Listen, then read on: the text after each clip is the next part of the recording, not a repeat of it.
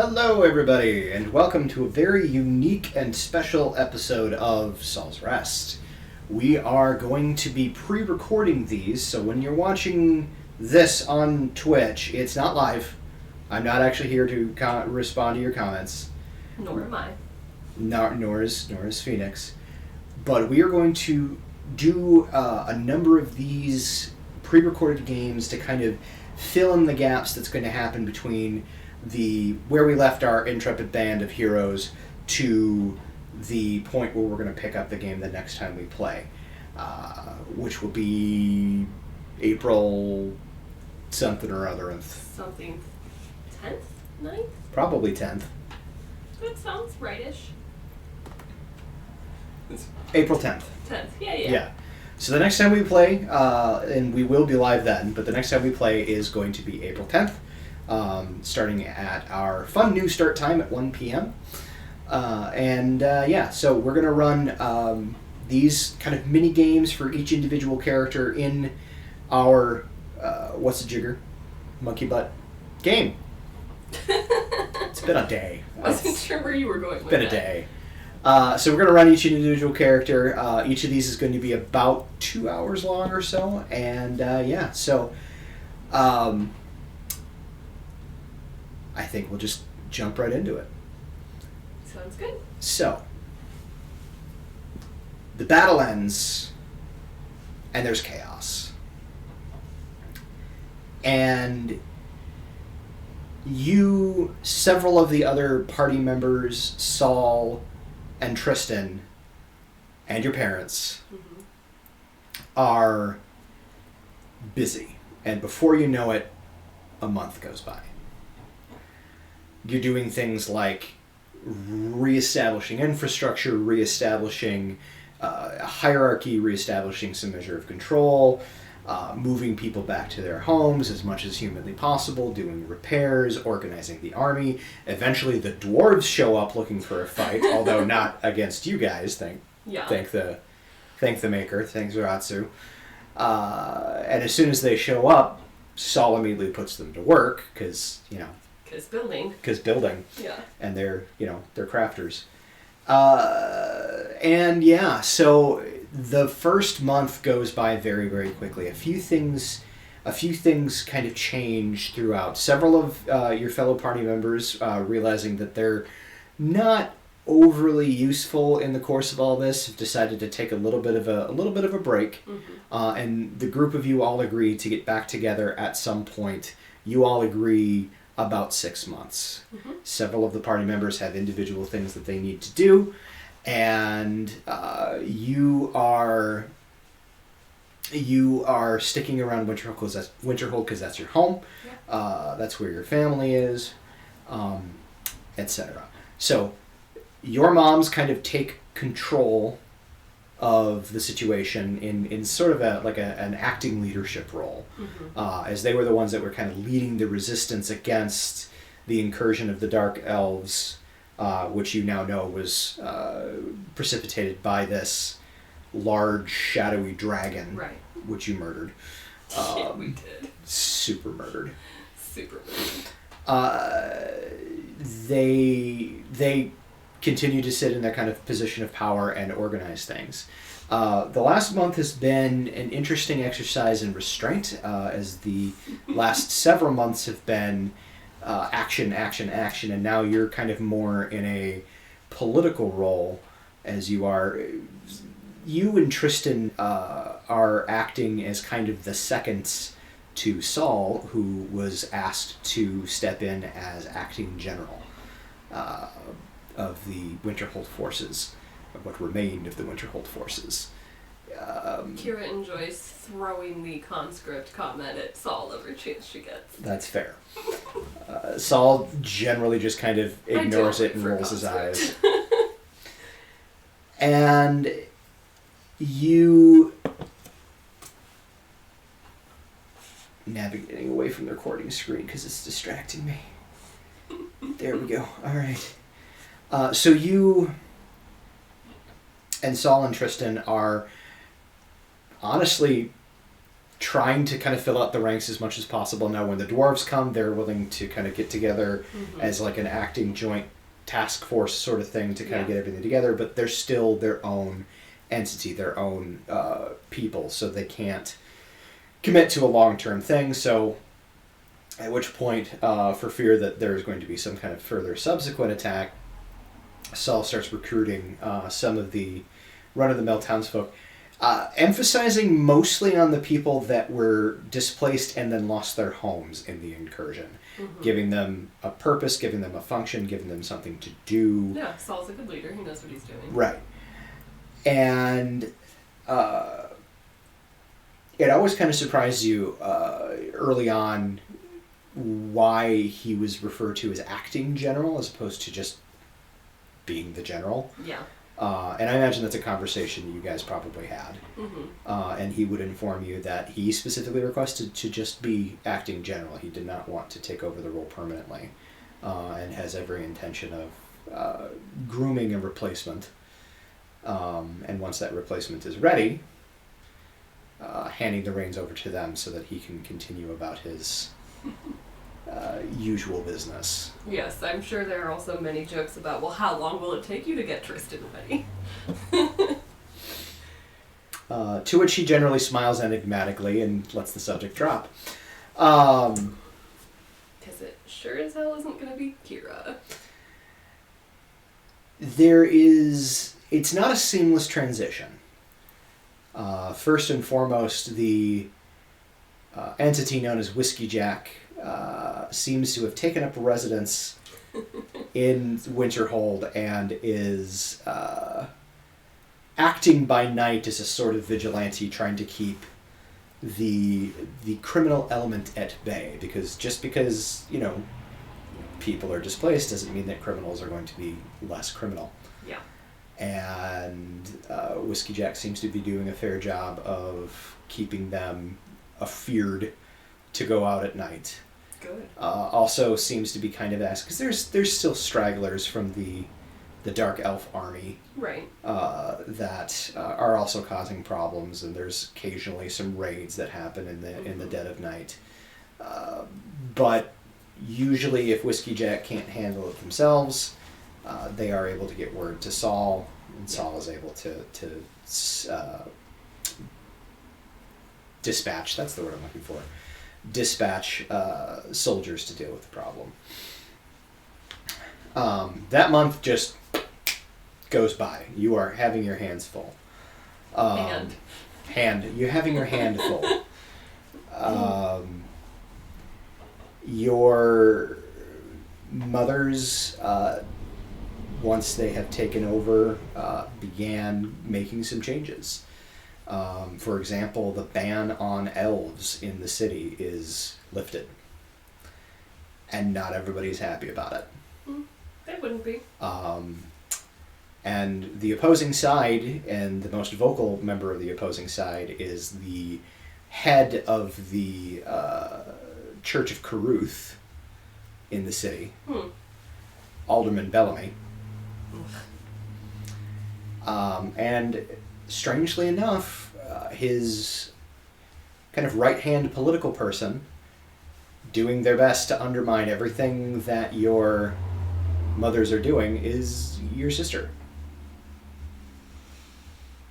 I knew Sabina was a bitch all along. Now, Sabina is not actively... Alderman Bellamy is definitely opposing the lifting of the elf ban, and he does have a number of followers that absolutely agree with him that elves should not be allowed in the city because of the travesty that they incurred upon the human race that happened 8,000 years ago. Anyway,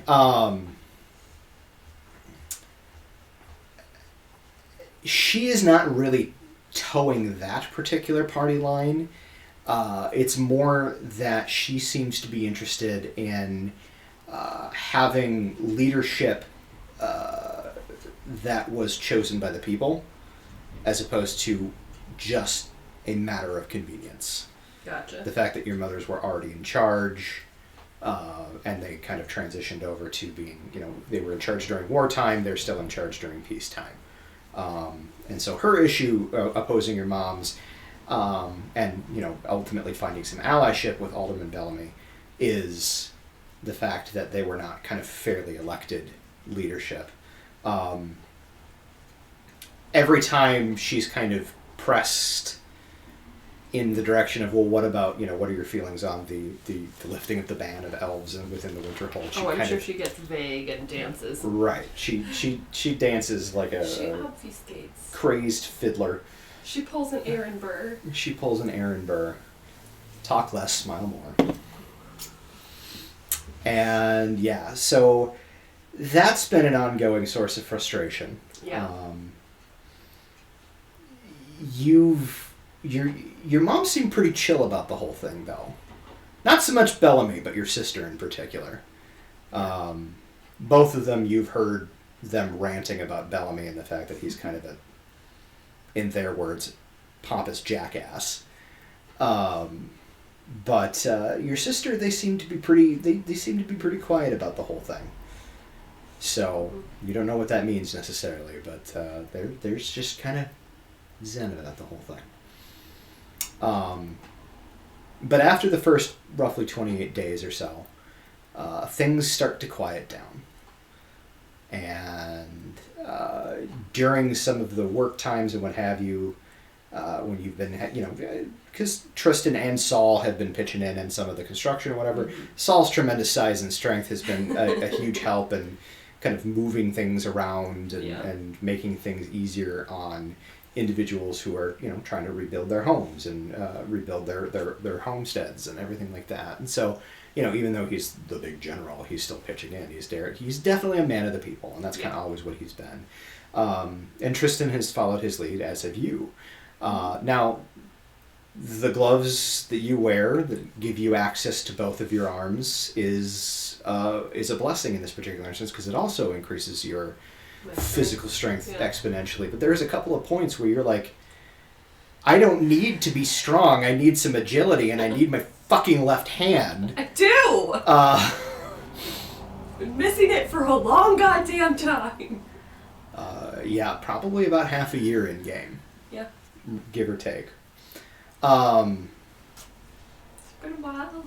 And yeah, there's a few specific instances that happen that just make you go, I really need to get this attended to. And unfortunately, early on, you had learned that the Hierophant of the Church of Zaratsu was killed in the initial raid on the encampment at Winterhold. And as far as anybody knows, because Bellamy either isn't willing or doesn't have the power to restore your hand. I don't know that. I don't necessarily even know that you would ask, if I'm being real honest. Probably not. Because he is, as previously noted, a pompous jackass. Yeah. Kira has her pride. That's fair. I imagine, and you can tell me if I'm wrong, but I imagine that's a problem that you would bring to Saul eventually, particularly towards the end of this time. Yeah, he's the one that I would take it to. Yeah. Okay, so we're going to kind of pick you up there. I don't know that I would have even told my moms that I lost it. No? At least not at first. Like, that would not be something that she would just share outright. Probably. Okay. Unless she word vomited it when she first saw her mom's because she was so excited. I don't remember if you did or not. I don't remember either. I'd have to go back and watch. At any rate. You decide that it's time that you find a way to replace this arm. Yes. You're kind of looking, you'd been kind of looking through the work schedule and everything that needs to be done, and you realize that while your help could be used, it is not strictly needed. Yeah. And that's probably the first time in that first month that has been the case. So you decide that you're going to take it upon yourself to go and pick Saul's brain to see if he knows anybody that might be able to restore your arm to you. Perfect. So you go seek him out. Mm-hmm. About what time of day would you think you were doing this? Probably toward the evening, once work is dying down because the light's going. Okay. You ask around a little bit, and you find him. You find out that he's still kind of down at one of the more problematic work sites. One of the mills, incidentally. You weren't part of that original adventure. One of the mills, incidentally, kind of collapsed in on itself, and they're having a hell of a time moving the grindstone. So, which is just this massive huge wheel. grindstone. Yeah. And so, of course, he's down there with a team of horses. Sounds like Saul. Yeah. And so you head down there, and you see there's a few men and women milling about, no pun intended, milling about and kind of watching as Saul is lashing these large heavy leather straps to both the team of horses and himself. As this thing is kind of pitched over, and it kind of caught at like a wagon that was full of just bags of flour when it had initially fallen. And so the wagon pieces are still kind of underneath it, although most of it's been kind of cleared away. Whatever bags of wheat or flour that could be salvaged have been. But you still see like underneath this thing, there's a few that just were stuck that they couldn't pull out.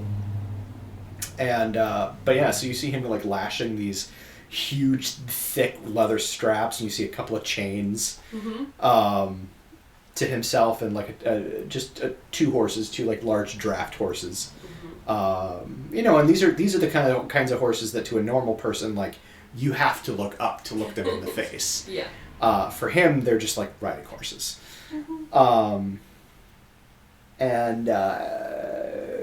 He's not wearing his armor because he's working. Like, right. But you see, like, his sword and everything is kind of off to one side. You see the bag of holding that he usually keeps his armor in when he's not wearing it, kind of next to it. And so there you go. He's kind of just simple shirt, and like, here's a guy who has a pretty high station. And he's wearing basically a peasant shirt and trousers. No, I'll go over and see if I can help. I'm strong. Okay. You head over and you start to help by finishing lashing some of the stuff, and eventually he hooks himself and the team together. And in tandem, you give the old heave ho, and you manage to get the big grinding wheel up, and kind of lands on its side. Then comes the hard part of getting it back on the track, which you guys much more laboriously managed to do. Dripping in sweat. Right. Well, and eventually Saul, like, just soaked through, just like, he takes off his shirt. This man is cut. Like, ridiculously so. Yes, Kira already has a crush, thank you. I know. Just feed that crush a little more. Rubbing it in a little bit. Yep. It's fine. She definitely looks appreciatively. And you are definitely not the only one. There's... Trying not to be creepy about it, but that's like... fair. Well, there are several women and honestly several men in the crowd who are definitely also looking. And... not quite creepy, but borderline. I mean, Kira would not take her clothes off, but, like, I mean, I wouldn't be wearing armor during all of this other than my gloves. Right. So, clothes are definitely sticking to me at this point. It's very gross. You guys managed to kind of, and this is not something, because the horses don't really, like, you kind of get it. He sets up a pulley system a little bit, but he kind of mentions that he's not sure it's going to work because he's not sure that the ropes are actually strong enough to hold that's fair. to hold the millstone. So in order to kind of get this up and whatever, like, the pulley is necessary to kind of help guide, but ultimately the bulk of the weight is going to have to be lifted by you and Saul. Yeah. So my question to you is, and I'm going to make this come down to a roll at this point, okay. Who do you want to lead the roll? Do you want to aid him, or do you want him to aid you? No, I'll aid Saul. I think his strength is more than mine. It is. Yeah. So I will aid Saul. Did I actually pull up Saul in all of this? I didn't. I'm Minuten bitte.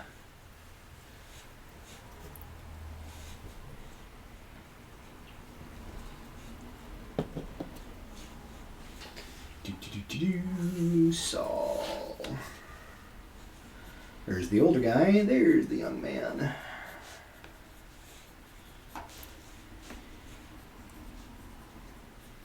D&D Beyond is taking its sweet time loading.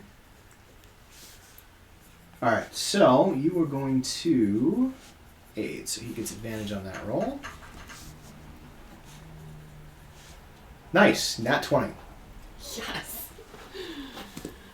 We got this. Yeah, so as you guys, as the two of you kind of grunt and groan and strain, and of course naturally the giant fucking muscles are bulging, and my own muscles are bulging and rippling. Yeah. I'm pretty buff. Yeah, even without the gloves. Yeah. But you manage to lift the millstone with the help of the horses in the pulley system and kind of guide it onto the track. And after it kind of settles in, you hear the people who are watching kind of scattered applause. For which Saul kind of jokingly acknowledges. And he kind of, you see him walk over, pick up his shirt, walk over to a bucket of water that's waiting for him. He dunks the shirt in the water and kind of mops his face with it.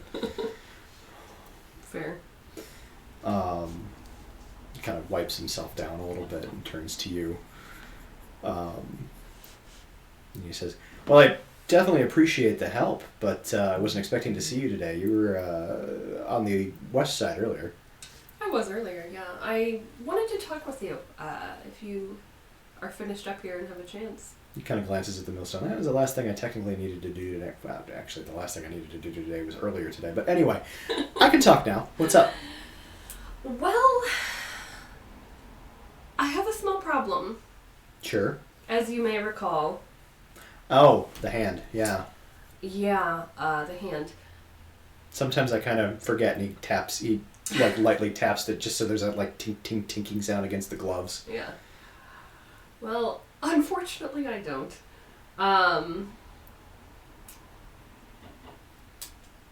There's no one here who can help.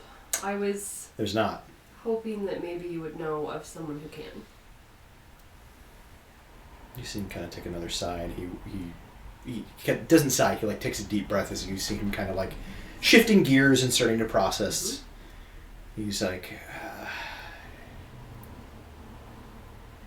I mean, the magic necessary to replace an arm, not just a hand, but an arm, is pretty potent.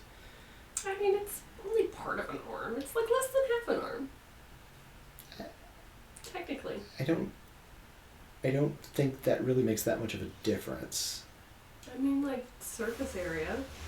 I suppose, but I'm pretty sure regenerating an arm is not something just anybody can do. Otherwise, you wouldn't be in the problem or situation that you're in. True. I mean, other than the Hierophant, who was, of course, passed on. Yes. I think there's probably only another handful of people that could do it. I heard there's an oracle down in Priest that might be able to do it, but they're capricious. I did not really enjoy my last date in Priest. That's fair. Got anything else for me? I mean, you could go talk to the Archdruid. What Archdruid? The Archdruid. Primfeather is his name.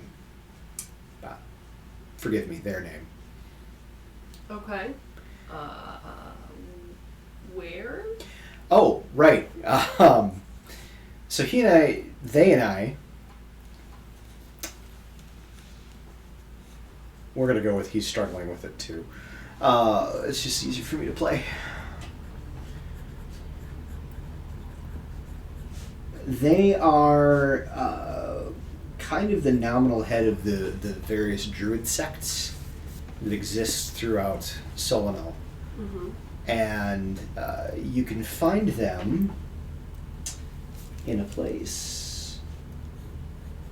They're based out of the city of Arborea.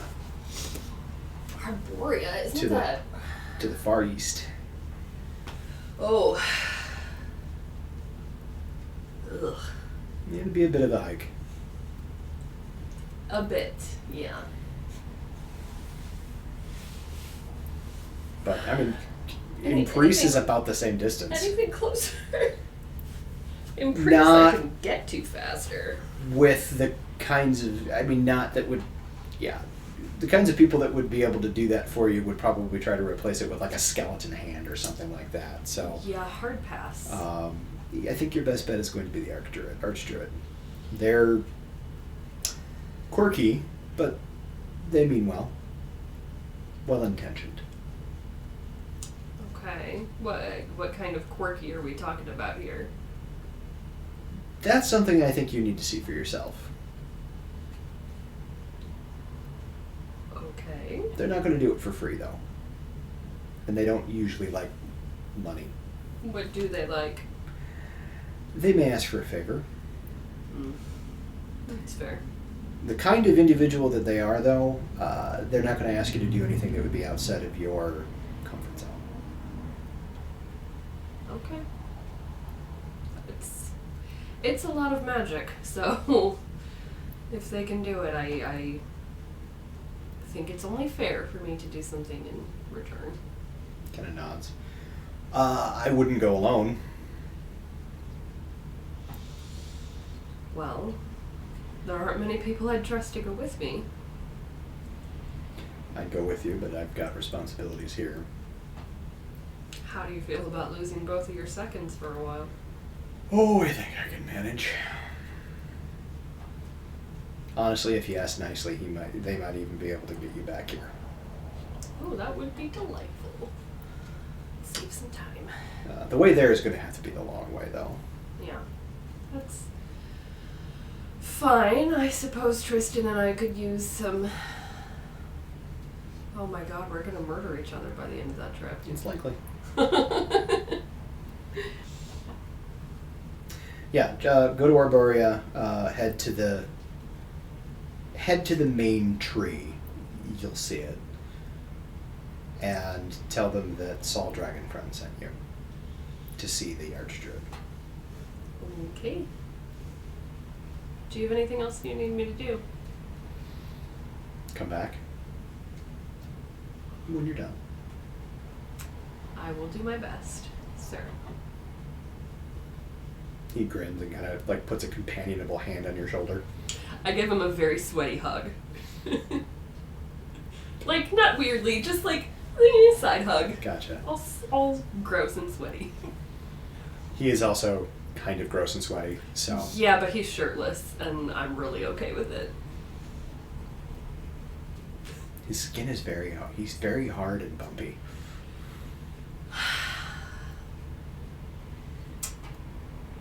Well... I think like Jason Momoa at his oh peak. My god! Why? Why would you do that to me? Because I'm a mean man. You are. To be fair, Kira, I would probably linger in the hug a little bit longer than is entirely necessary, but not long enough to make it uncomfortably weird. Fair enough. I'm pretty sure that he knows of the crush, if I haven't told him outright. I would say about 2 or 3 seconds before you're like, okay, I really do need to let go at this point, he kind of gently extricates himself from the hug. Alright, well, I will go find Tristan, and I imagine leave in the morning. Sounds like a plan. Where did you put him today? Oh, he's on the north end. You know what, you just go get some rest. I will send a messenger to have him meet you at the gates at dawn. Okay. Good evening, sir. Good night, lady. Ugh. Yeah, well, you served me first. Yeah, well, you're the general. and I give like a salute. A bad one, because I'm a conscript. As you're walking, he was like, yeah, well, your moms are the leaders of Winterhold, just saying. Yeah, well... Meh. So you go back to your mom's house. Mm-hmm. As you walk in, you hear somebody puttering in the kitchen. the house staff, for the most part, has been kind of repurposed to kind of help out around the city, that sort of thing. And so as you kind of poke your head into the kitchen, you see your mom, Freya. Okay. Appears to be not super expertly attempting to cook. On a scale of 1 to 10, how was her food? Because I've had a month here at this point. It's edible? It's edible. On a 1 to 10, it's maybe like a 6. It's not bad. It's not bad. It's not great. It's not great. That's fine. I go up and give her a kiss on the cheek and give her a very sweaty hug, because... Yes, you can, and she's like, you're drippy. Oh, God. Oh, for all the love of Zaratsu, why? Because I love you that much. Go take a bath or something. Oh, I plan on it. Where's Mom? Working, of course. What time is dinner? So You see she kind of glares at the stove. Either very soon or in like 3 hours. I can't actually tell. Either this is almost done or it's about to burn and I'll have to start over. Oh, well, I will let you focus then.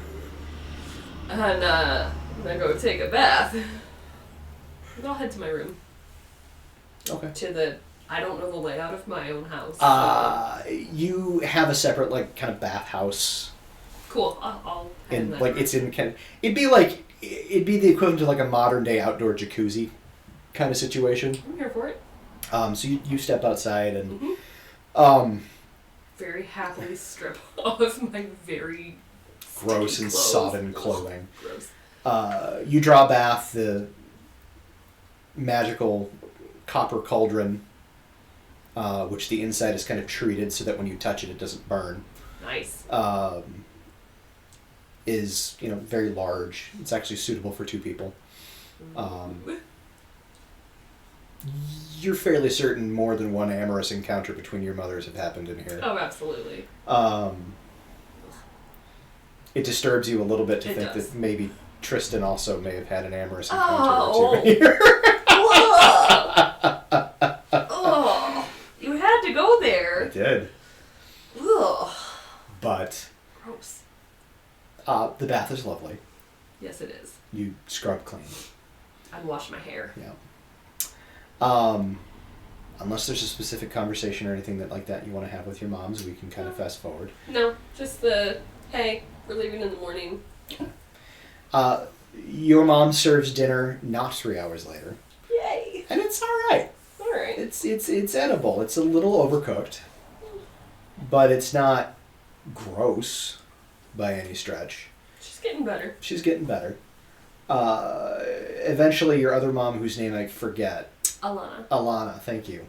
Comes home and she almost immediately, she gives you both a hug and a kiss, grabs a plate and heads up to the library. Do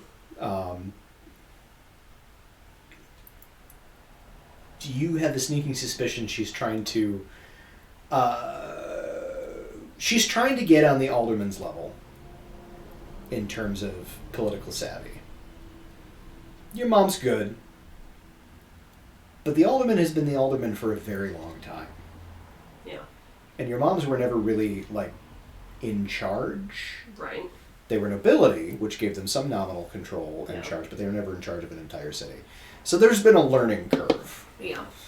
And it's not like your moms are desperate to keep power. It's more that they want to maintain the policies that they have implemented vis-a-vis the elf ban, or lifting the elf ban. house, yeah. And so, if they do have to ultimately give up power, they don't want to give it up to him. Yeah. So yeah, she's been kind of burning the candle at both ends, and like she does. You go to bed. You sleep comfortably. The next morning, you don your armor, and head out to the gates, and you see it as you approach.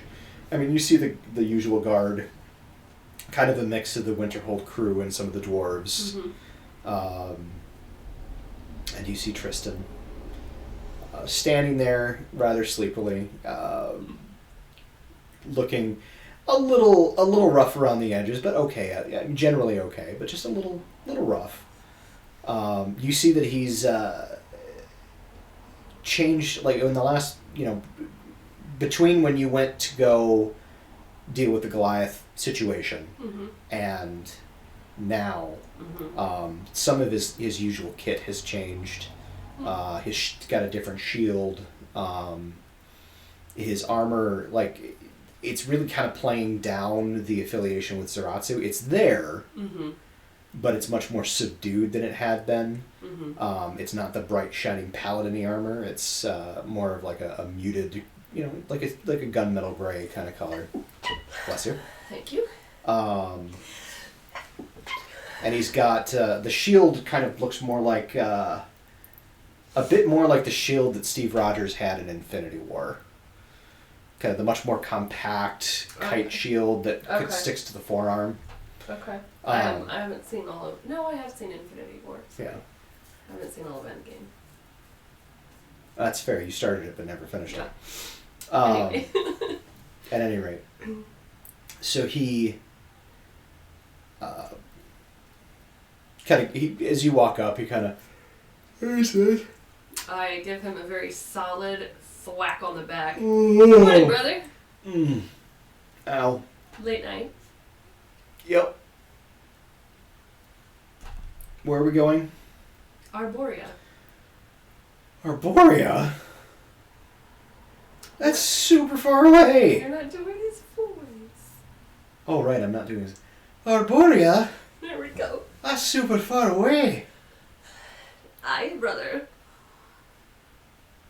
Ugh. You're stuck with me for a long time. Well, that's like a month.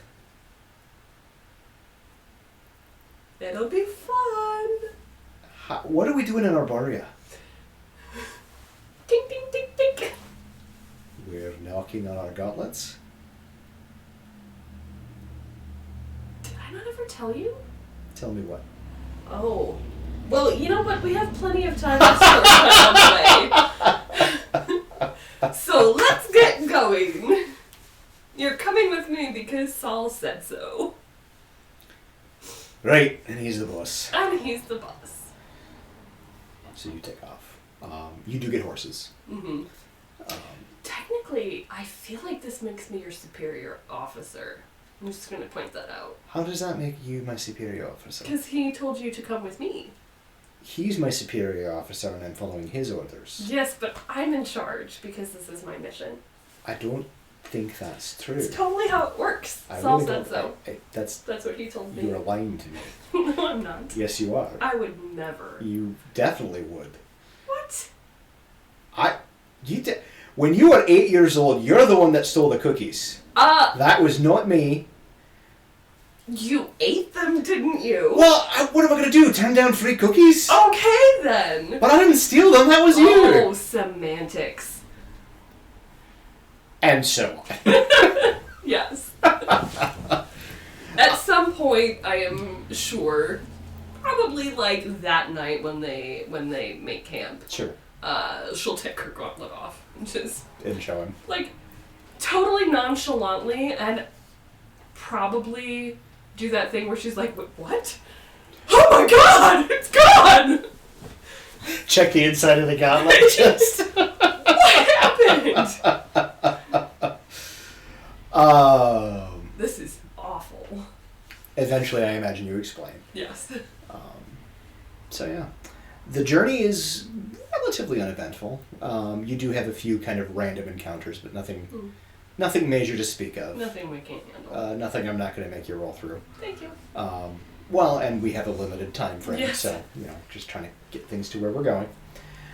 You arrive in the area surrounding Arborea. Now, Arborea is, technically speaking, a city. However, the city takes up the entire forest. of which it is massive. Technically speaking, Arborea is the largest city on Solonel. Yeah. Solonel. And because literally, like, every tree has a home in it, on it, around it, under it. And then Really? Yes. The denizens are mostly gnome, but also they have a very close relationship with the forest, the fair folk, all of that stuff. So it's not, as you're kind of walking through the kind of early outskirts of, like, and you've already been walking through forest, riding through forest. Yeah. Up to this point. But as you kind of get near towards, you start seeing some evidence of people or individuals inhabiting the area. You start seeing instances of, like, there's gnomes, there's fairies, there's fairy creatures, there's satyrs, there's fauns, there's just all manner of different species that are have a kind of a woodsy affinity, have an affinity for nature in the woods and everything like that. More animal. You imagine animal companions than I think you probably have seen to date. Okay, it's a lot. It is a lot. Now, the druids themselves, while they often meet here, they actually don't live in the city itself. They prefer to live actually in less populated, more naturey areas. More naturey forests. It's really more a matter of population density as far as they're concerned. Yeah. I should check where I'm located on the screen here because I leaned back.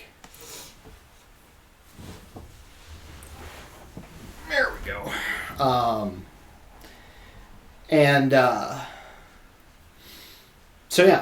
As you're wandering through, honestly, it's very much Rivendell elves kind of architecture. Pretty. Right, so, like, just these massive sweeping, like, trees and homes built right out of the actual living wood. Yeah. As you got there near dusk, as you're walking further into the city, as the light starts to dim, you see that kind of bioluminescent glow start to take over, and it lights the area well enough that you can not only see, but navigate fairly simply. Excellent. This is like a degree less than shadowy illumination. Leoman would be pissed. Fair. And as you kind of near the center of town, you do see... the other thing. People will occasionally come up and not address you, but address the horses. And then they will kind of look up at you and just kind of give a slightly derisive, like, noise, and then walk away.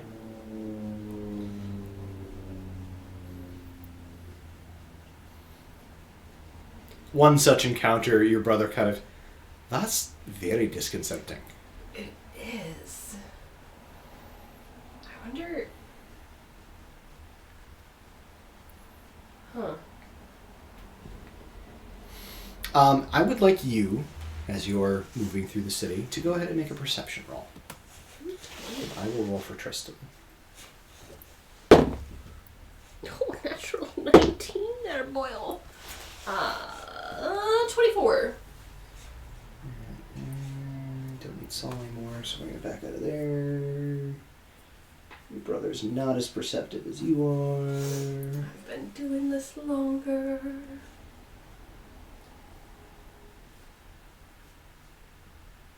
Wait, what? What's happening? I don't know. Why can't I roll on D&D Beyond for Tristan for a skill check? Do his dice rolling off?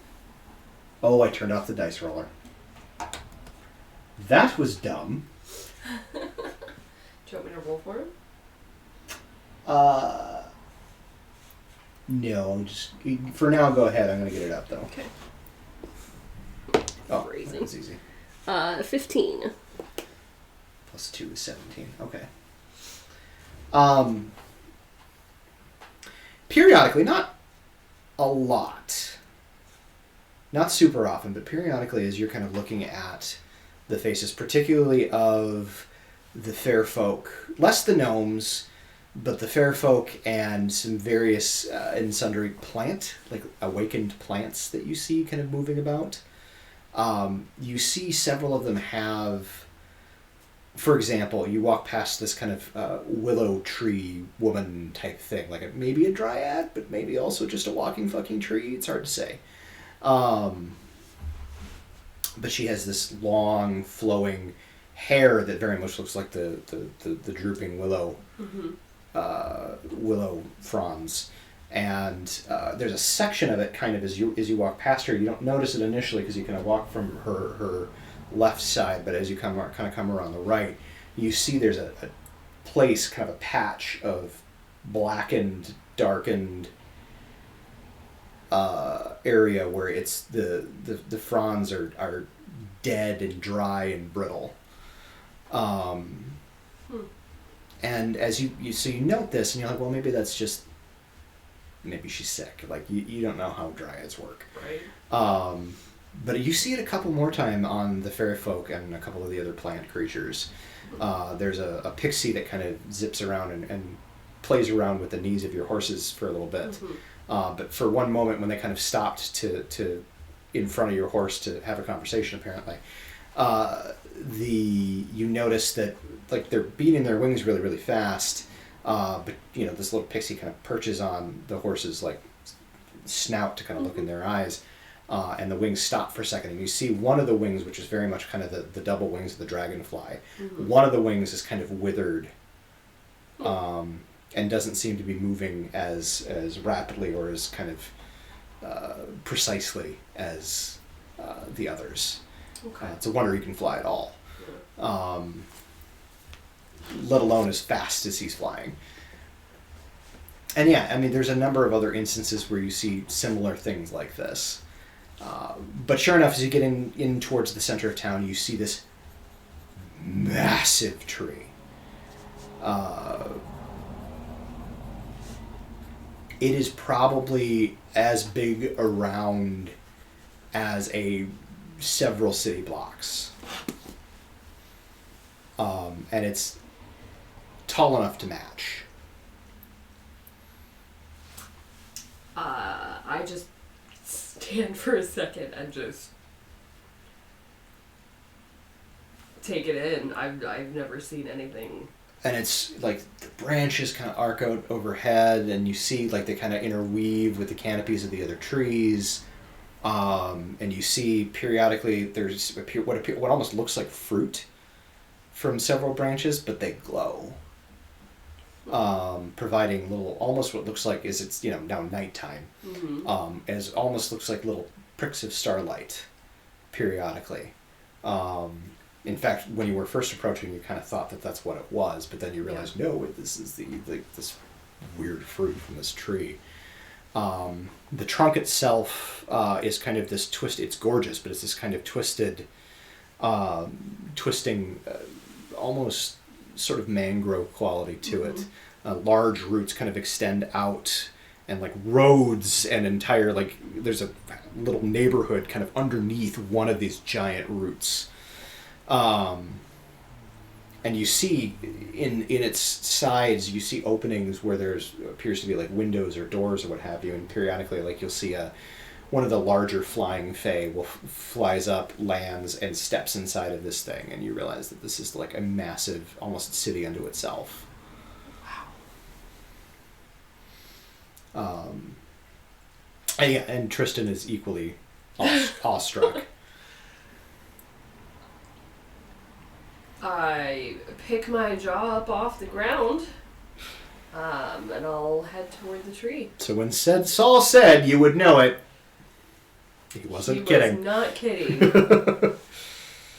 Way to undersell it. So, you and Tristan continue forward. Because of the size of this tree, it takes a lot longer to get there than you kind of had imagined it would. And it's almost midnight by the time you arrive at the base of the tree. And you see, like, there's an obvious ingress. Mm-hmm. This massive opening that kind of leads into the base amongst the giant, like, mangrove-style roots Mm-hmm. that leads into the tree. But despite the fact that it's midnight, like, nobody seems to be real interested in sleeping. I mean, you occasionally pass a dark house or two. Mm-hmm. But it's just as kind of busy as it was when you first got here earlier in the evening. Okay. And as you approach, you see and here's the thing, you're not the only humans here. Right. Like, but we're far outnumbered. yeah, I mean, you're not the only humans here. You are the only humans wearing shiny frickin' metal armor. Yep. Every other human here, if they're wearing armor, it's more like hide. Or leather, or something to that effect. Something a little bit more druid or rangery. Gotcha. So it's not surprising when you were picked out and you see a large, what looks like furbolg. Okay. Wearing this kind of long tunic. And there's literally just, on the tunic, there's a tree. Mm-hmm. That is obviously a much smaller representation of the giant tree. And you see him kind of lumber over to you. He's got a staff or possibly spear. Mm-hmm. That is, and furbolg, they're big. He's almost as tall as Saul. Mm-hmm. And this staff is taller than he is. And you see there's almost looks like a blade, but instead of an actual like metal physical blade, it looks more like a leaf. Okay. It looks like an elm leaf, that kind of shape. And at the center of it, there is a glowing light. And you're not sure if it's like a crystal or if it's one of the fruit or what, because it's very similar to what's glowing from the heavens, but you can't get close enough to see the ones up there to compare the two. Yeah. But he kind of walks up and he says, "Oh, hail, travelers. Hello. Greetings. Welcome to the Tree of Life, friends." It is very impressive. "Oh, we just call it home, but thank you." You're welcome. I am Kira Tierbo. This is Tristan Bergland. Tristan just kind of gives that. We are here to see the Archdruid. We're sent by Saul Dragonfriend. "Oh, I see. Good call. Listen, you're standing out kind of shiny like. Is there a way to kind of tone that down a little bit?" Tone it down how? He kind of glances. He leans forward a little bit. "Some of the wee ones are a little afraid of your cold iron encasement." Oh, is that why they wouldn't talk to us? "Probably. I'm a little bit more worldly, and I know that the world of men seems to encase themselves in cold iron." Well,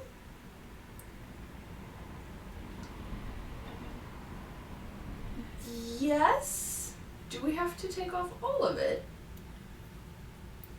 I mean, you'd probably get a few unfriendly stares going forward if you don't.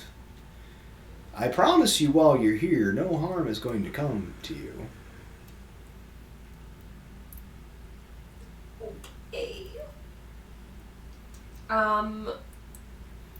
There's a room over here that you can disrobe in if you wish some privacy. I understand how humans are sometimes. That is appreciated. Thank you.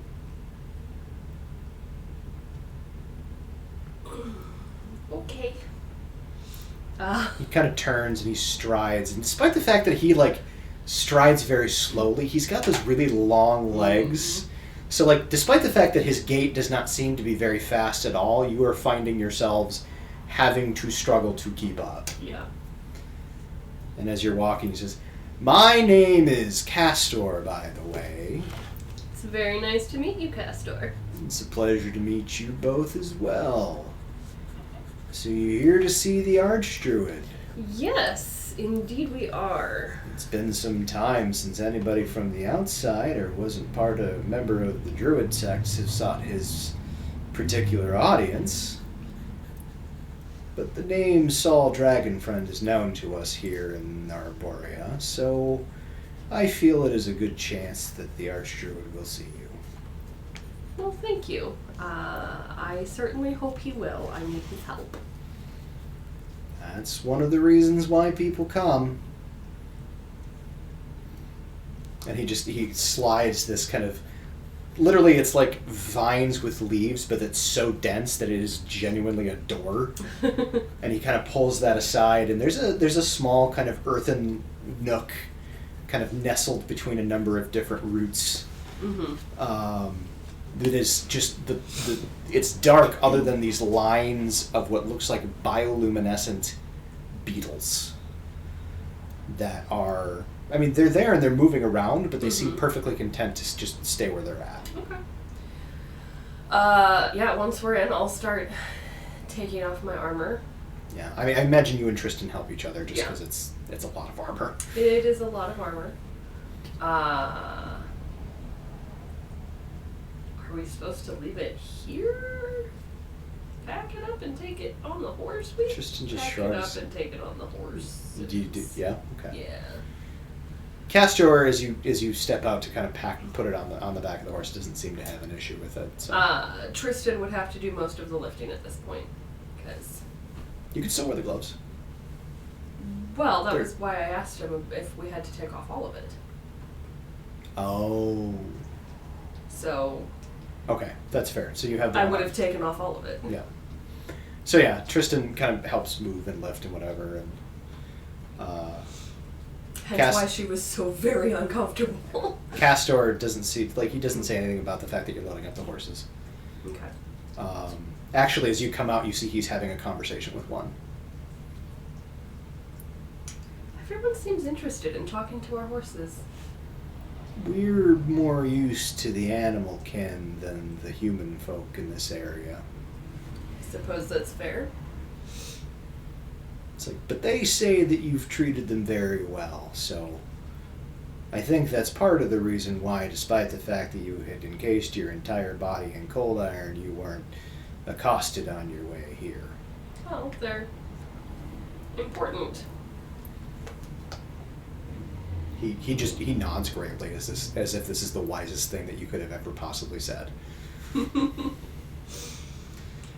says, "Well, if you're ready, I can lead you inside. I can give your fine equine friends a good meal and a place to drink whilst you meet with the Archdruid. I did let them know that you're here, and they are very interested in meeting the two of you, particularly since you did say the name Saul Dragonfriend." Wonderful. Let's go then. So he leads you in. Mm-hmm. And as you walk in, like, there's under the tree there's bustling people, but as you kind of walk in, you kind of half expect to, like, look up and see the bottom of a tree. Yeah. But as you kind of pass through this tunnel and then look up, you realize that the center of this tree is hollow. Oh. From where you're standing all the way up to the top. Like, you can't even see the top levels of this thing. That's cool.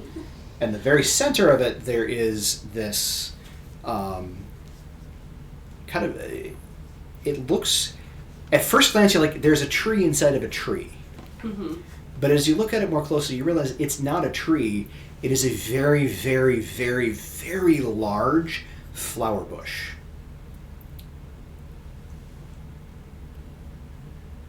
That's kind of odd. And you see, like, it appears to be like a very large rose bush. And as he steps forward, he says, "This is where your equine friends need to stop.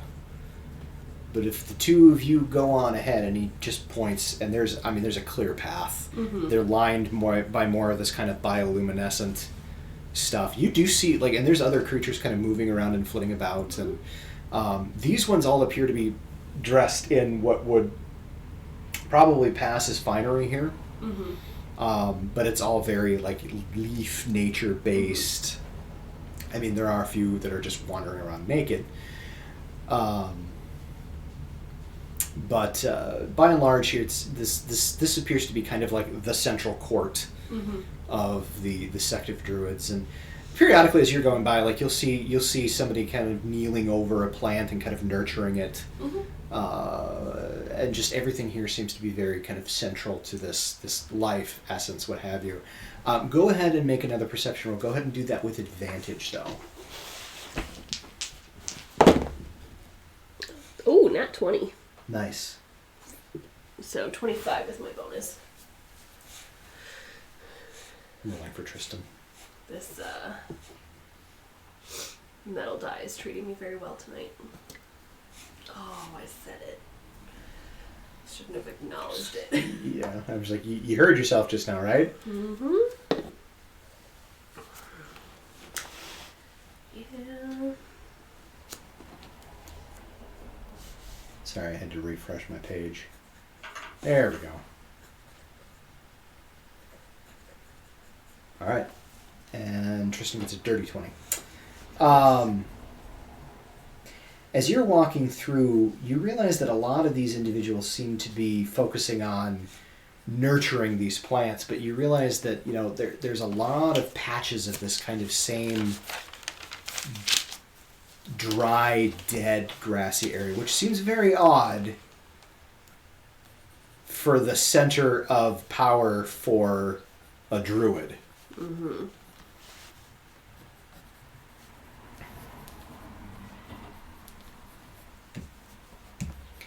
So, you walk forward, you follow the path, and eventually, as you're getting closer, you realize that this giant rose bush, and like seriously, the each individual like stem is the thickness of my arm.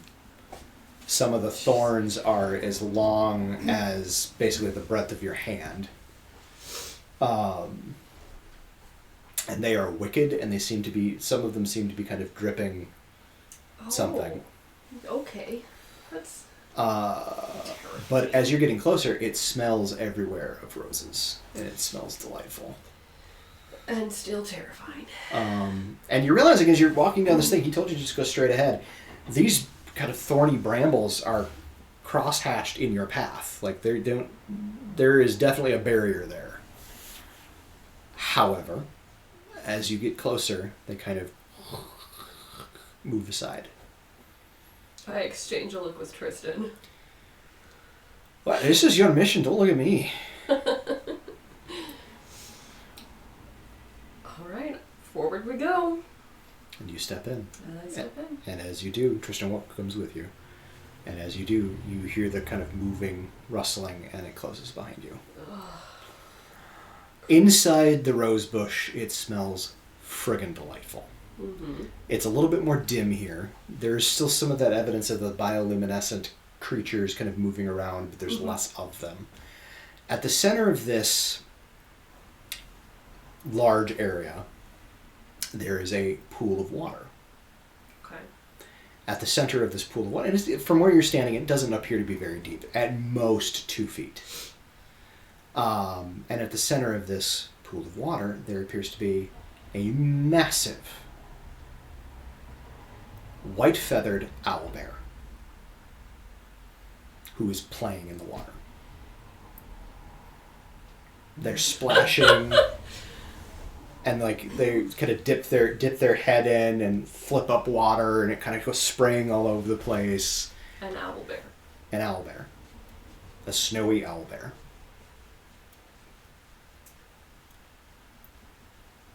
I watch for a second, and then kind of just clear my throat as I take a few steps closer.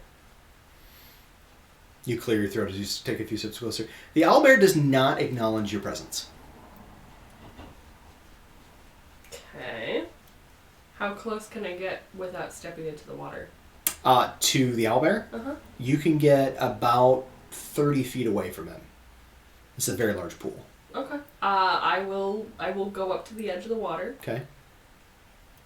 You see little bioluminescent minnows kind of swimming, darting around. They're like, and actually, as you're seeing them kind of darting around, you kind of follow them back, and there appears to be a procession of these bioluminescent minnows swimming just on the outside of where this owlbear is playing in a continuous circle.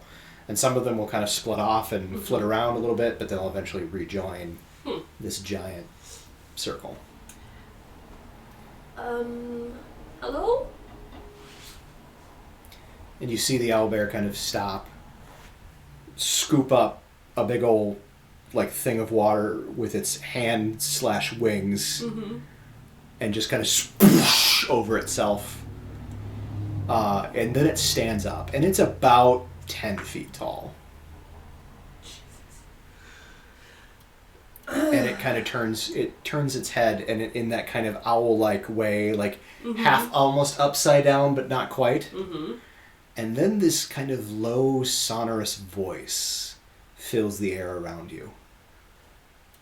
I'll be a moment. Make yourself comfortable. Okay. And then the head flips back, and it kind of almost jumps up in cannonballs. I give Tristan another look. I don't fucking know. It's a fucking owlbear. I noticed. I've never seen a white one. Neither have I. And you see as that exchange happens, you see the owlbear kind of is now starting to plod towards you. And as it does, it's kind of floofing its feathers, and you see the water kind of sluicing off of it, and its head kind of gets all puffy. And it steps out of the pool, kind of adjacent to where you're at, and quirky. And he looks down at you. They look down at you, and say, "You sought the audience of Primfeather the Ancient. It seems you have found them. What is it you wish, O Kira Tirbow?" And then he shakes like a bear, and water gets all over you and Tristan. Sorry, they shake. I'm misgendering my own character. I wipe the water from my face. You get the impression they're not trying to be rude. Yeah, no, they were just shaking off. They're just drying off. Greetings, and thank you for seeing us. Our friend, Saul, recommended I come see you, in the hopes that perhaps you could help with this. Saul is a friend and has been for many years. He's a good man. He is a good man. You see him, this is the most human thing you've seen them do. He kind of shrugs. They kind of shrug. They kind of shrug, thank you. For a human. Fair. Your name is not unknown to me either. Kira One-Arm, Kira Tirbow, Kira Bergland. It seems you are a woman of many names. I choose the name that fits me.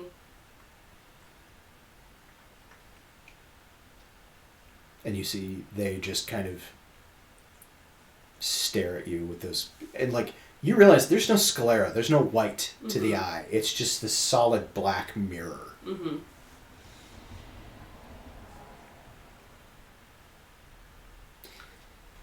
Your path is decided, but your heart is conflicted. Yes. That is unique for one in your position. How so? The last bearer of terrible things was entirely dedicated and focused to the protection of the terrible things. Your soul is split between two paths. The path that you did not take and the path that you seem to think you had no choice but to take. No, I made my choice. But you regret it. No. But that doesn't mean it's an easy path. No path is easy for everyone. True. Yours may be harder than some. Most likely. You wish to have your arm restored to you. I do. This is within my capabilities, but I cannot do so without asking a favor of you. Certainly. If it is within my power.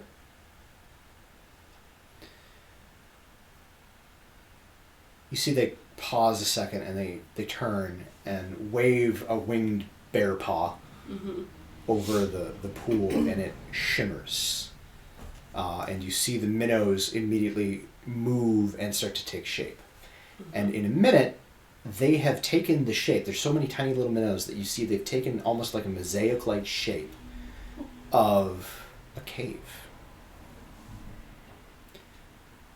Deep below the tree of life, there is a cave.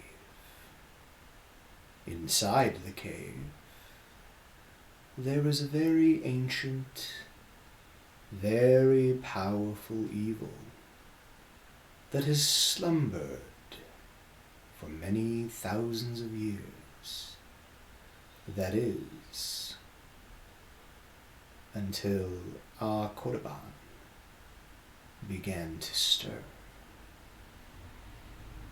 And all of his allies, new and old, have also begun to stir. You are sharp-eyed for a human. I am certain you saw as you came through my city. And that's what's causing the sickness. We refer to it as the taint. It is the taint of darkness, the taint of evil. The 12-year-old me, I'm sorry. That's fine. The chode of evil. We're good. We're back. Whew. Thor's greasy taint. I mean... And you wish for us to destroy this evil. It is of a nature that is anathema to my people, yet we lack the particular skill set to fight. We are effective, but you are more so against this type of creature. Both of you. Well, that's what we're here to do. We'll go. I wish you the best of luck and hope for your expeditious return. Do you have any information about this evil, ancient creature of death and sickness? They kind of tilt their head, and again, it's just a little bit further than a normal or non-owl bear would be able to do. I believe it is an ancient creature. The undead remains of a creature called a wormwood.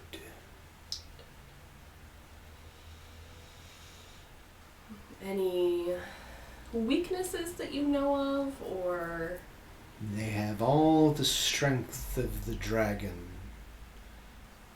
and all the resilience of a plant. The undead form, unfortunately, makes it that much more powerful. It is referred to as a perennial wormwood. Doesn't that mean it comes back? Eventually it will. But not for several thousand years. As you are the bearer of terrible things, perhaps down the road you will have the opportunity to fight the creature again. I truly hope not. I will say Tristan gives you kind of a pointed look at that point. I smile at him. Why is he giving me a pointed look? This is probably the first time he's heard about your immortality. Oh, that's right, because I wasn't telling my family that part. I just smile at him. I assume you would like to have your items returned to you so that you may better fight this creature. That would be preferable, yes. As encasing one's body in cold iron is generally not well looked upon, I will make an exception this once. Thank you. And you see they kind of turn and they wave another hand and the brambles kind of, and your horses kind of trot in on their own. Good boy. I give him pets on his snout. You see the horse. Oh, that feels good. Did he talk to me? Sure did. You talk. Apparently. That's new. You see the other one. Of course we do. We're near the Tree of Life. Oh. Okay. If a giant bird bear could smile, you're fairly certain that Primfeather is smiling. Okay. Are you okay? You guys are Yeah, good, we're doing. right? We're doing good. Okay. Cool. This is real weird. Thanks for bringing my stuff. It's not my fault you couldn't understand us before. That is true.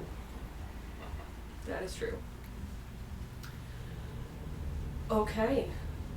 I'm assuming Tristan and I help each other Yes. strap back up. And as you strap up, we're going to take a quick break. Cool. So give me a moment. I'm going to put you all on intermission. I'll be back.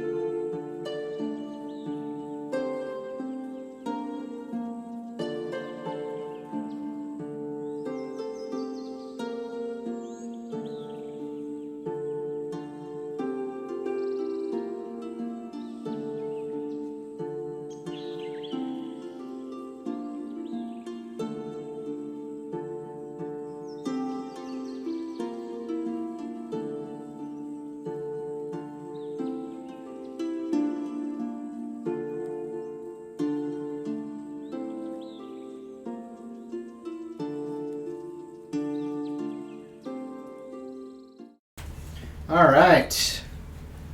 Thank you and welcome back.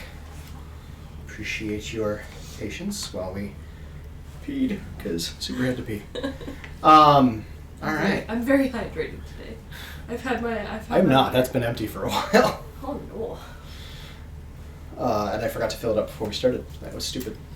Anyway. So you and Tristan find yourselves getting into your armor and getting ready to go. Weirdly, as you're getting ready, you realize that you're pretty dang tired. But as that occurs to you, you see the owlbear kind of gesture and to one of the kind of plants all around, and you see it kind of yield a couple of berries. Each of them about as big around as like a cherry. Okay. And they hand one to you and they hand one to Tristan. And he says, "This will ease your travel fatigue and make certain that you are fresh for the fight." Thank you. I eat it. It is very good. It is very sweet. It is a very good berry. It is a very good berry. And yes, your what would ultimately result in points in exhaustion are removed. Delightful. And they wave again, and you see the waters kind of like the Red Sea, just, and the mud underneath starts to kind of swirl and twist and solidify and become a circular stairwell. I look at Tristan again. He's literally like picking a tree. What? Let's go. After you, it's your mission. I could make you go first. You're not in charge. I am. You're not. Just once. Is it dark down the stairwell? It's dim, but it's not dark. Okay.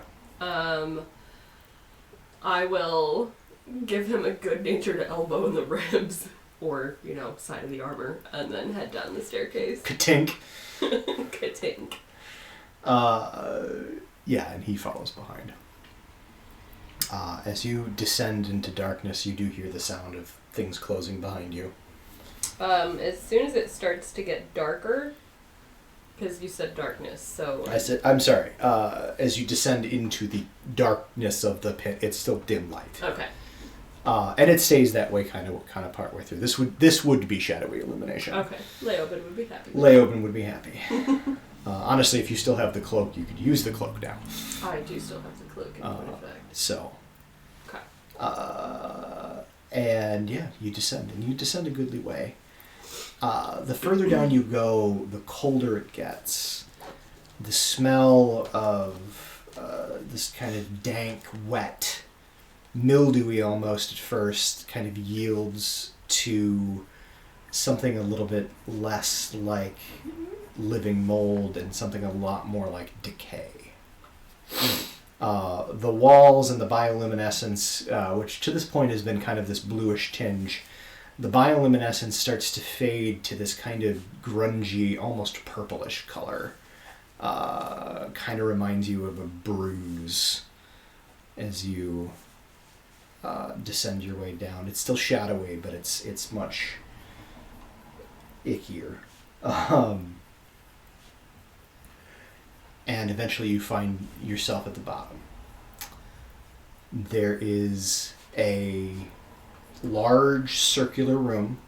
And when I say large, I don't mean on the scale of like the Tree of Life. More like large, like maybe 50 feet in diameter.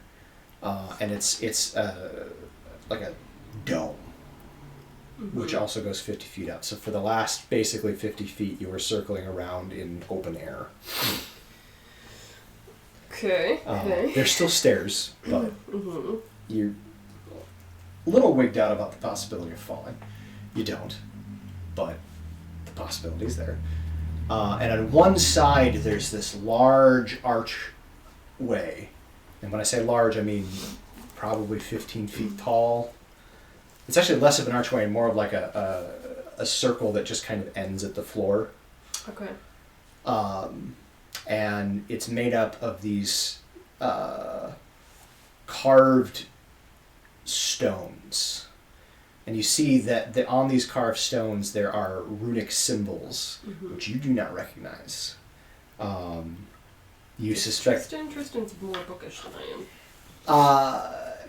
Do you ask him? Yes, I do. He says, I don't know the language, but I'm fairly certain that's Druidic.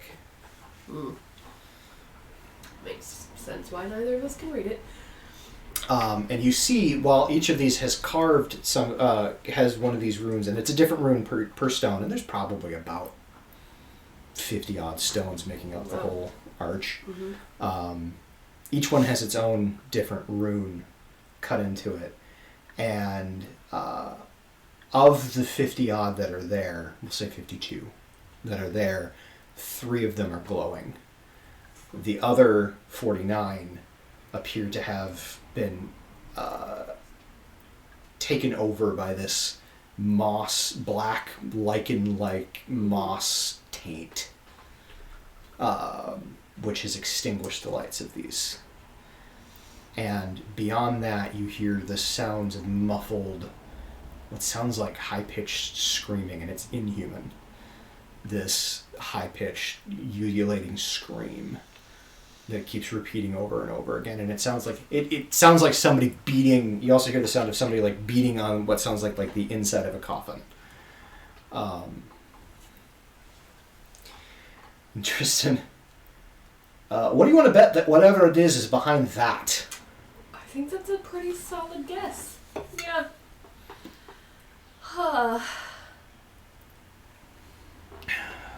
Guessing. And even as you say that, you see one of the 3 remaining slowly overtaken and wink out. I am betting it gets out whenever the rest of those go out. So if there's anything that we need to do to prepare ourselves, I figure... We should probably do the thing. Right. Okay. You will have 2 rounds Okay. to cast whatever you feel like casting. Okay. If there's any buffs that you want to cast or anything like that. Brief hold. Most of my buffs are concentration.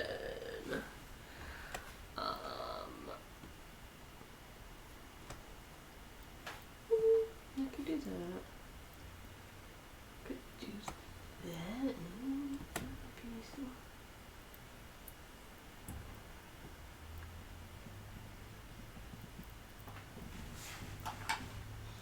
Oh, but I can only do this on one person.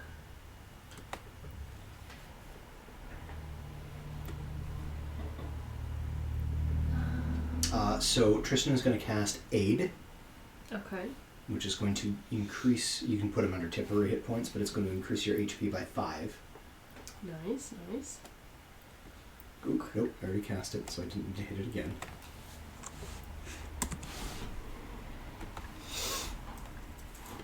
Okay. And I am going to cast...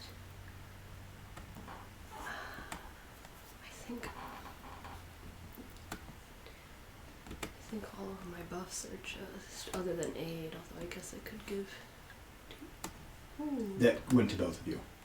Okay. It did. That's everybody. Okay. And then he cast Shield of Faith on himself. Okay.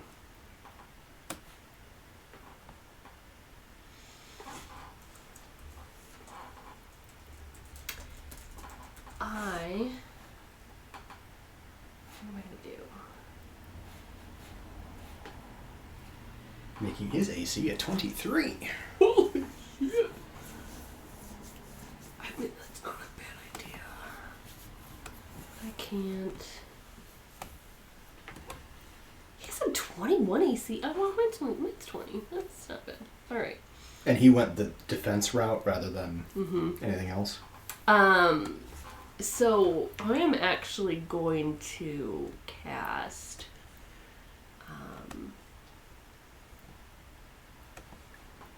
I'm actually going to cast Spirit Guardians. Okay. Obviously, You're excluding him. I'm excluding Tristan and myself. And I'm going to cast it... Nope. I'm going to cast it at 3rd level. Okay. So, we are surrounded by little dragons with iron gray scales and shiny glittery wings. I like it. And that is concentration, so I don't really have anything else I can cast on and myself. Shield of Faith is concentration as well. So, as you both finish, he finishes casting Shield of Faith, and you see a dozen of these identical shields to the one that's strapped to his arm kind of appear and start floating around him in all kind of random directions as your tiny steel dragons start to appear dancing around you.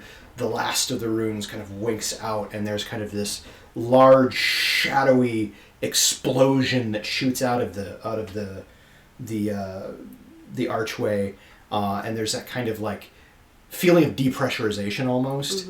Like you kind of feel sucked towards it briefly. Like you're not dragged or anything like that, but there's just that kind of feeling like of air rushing into this thing, and this massive creature steps into view for the first time. It is absolutely insanely huge. In fact, it is huge. So it's 15 feet tall, probably about 20 feet long. It is in the shape of a dragon, as if a dragon had been cut in a, like one of the hedge monster type things. I can't remember what they're called. Oh, like a topiary? Topiary. It's basically a giant dragon-shaped topiary.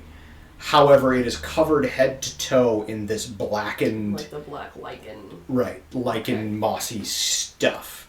And as it steps out, it roars. I need you to roll initiative. Okay.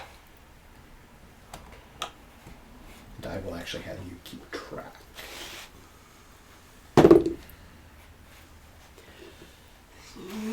Alright. I have an 18. Oh, I get advantage on initiative. Nope. I'll take the 18. That's fair. Almost a 4. What did Tristan get? He got a dirty 20 with a +2.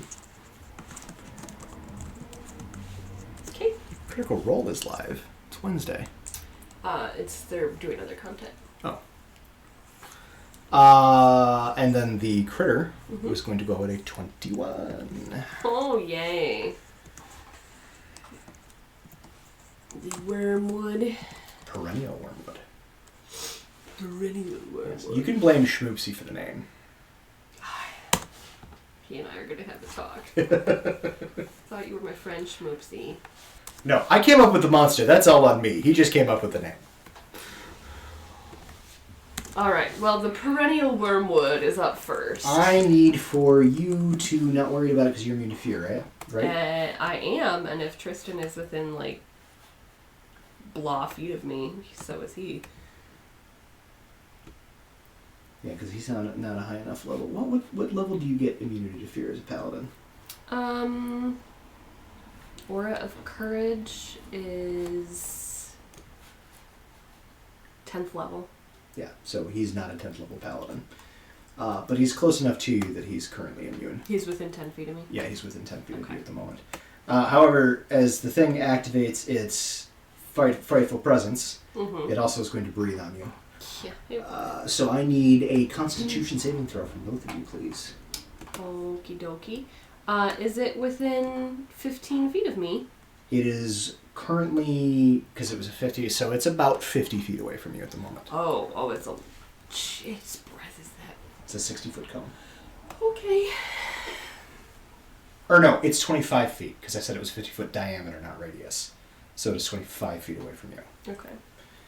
Cool. That's a 19. Okay. Rolling for Tristan. He rolled an 11. God damn it. So... He gets a +3 to saves. He rolled a 14. Is this a spell or a magical effect? It is a breath weapon, so no. So no. Okay. Just checking. So you will take half. Okay. 28 is half. Tristan is going to take full. Oh, God. There goes those temporary hit points. Yeah, well, they were nice while they lasted.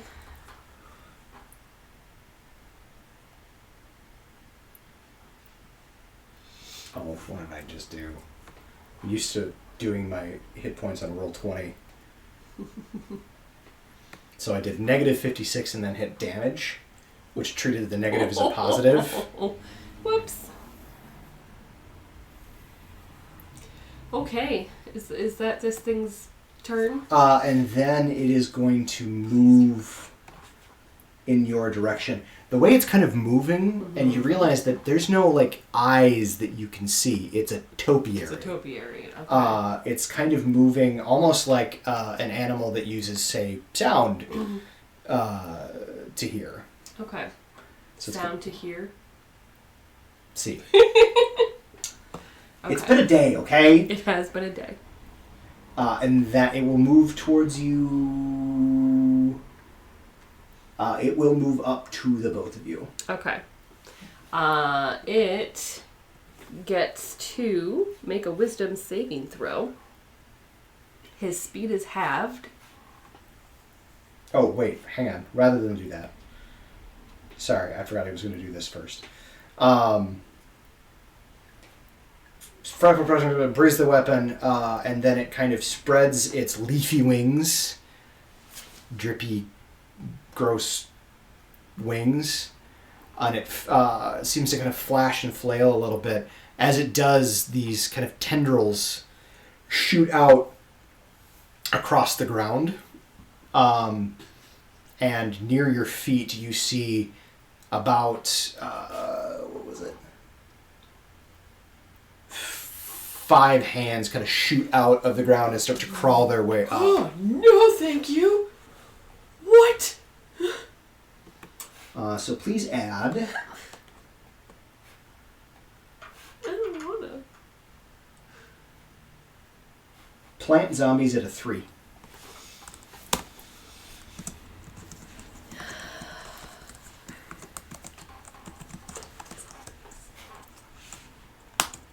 And yeah, they're humanoid shaped, but they're kind of, they look like plants.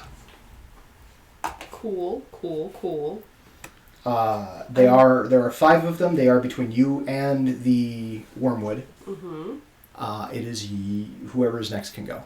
Well, so he would have, as soon as he gets within 15 feet of me. I amended it. He did not move. He didn't move. No. He did this first. But the plant zombies are within 15 feet of me. Yeah, so they will have to make a wisdom saving So throw. they can make a wisdom saving throw. Their speed is halved. This will be funny.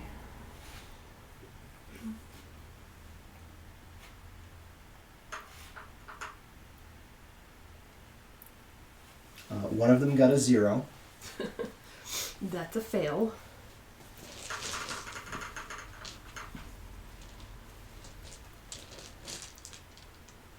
The others got 17, 12, 15, 6.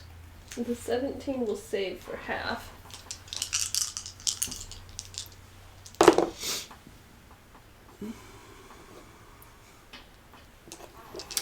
Full damage would be 15 Okay.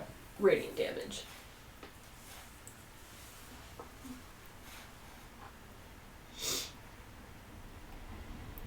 All right. After the...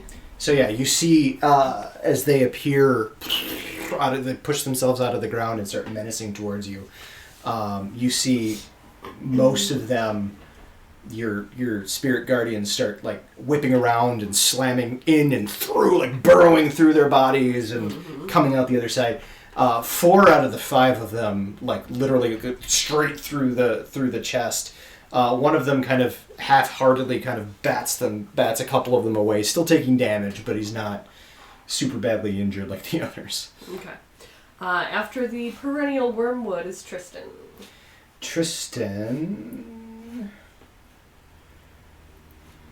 kind of over his shoulder, he's like, I've got this lot. You go ahead and take care of that thing. I'll be along shortly. All right, brother. And he starts a swinging.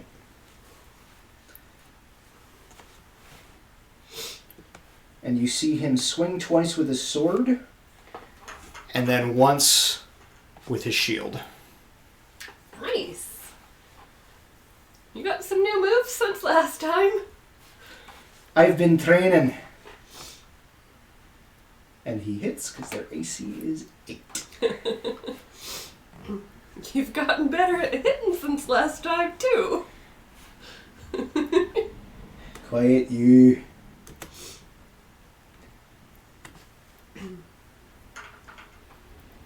So we'll say that one. Another one.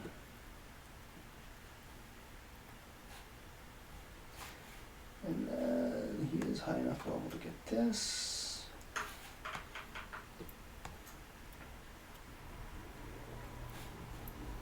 And then the shield bash.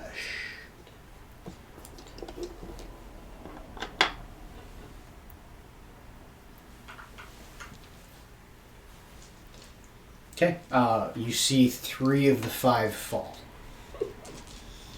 Nicely done, brother.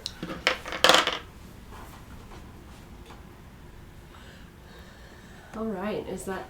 That will be the end of his turn, yeah, because that was attack action and bonus action. He ain't moving. All right. I will move up to the creature. Okay. The zombie closest to you attempts to get an attack of opportunity. Cool. Tristan has Sentinel. Yes. It's so useful. The attack is still going to go off. Yeah. But... Where's their bonus?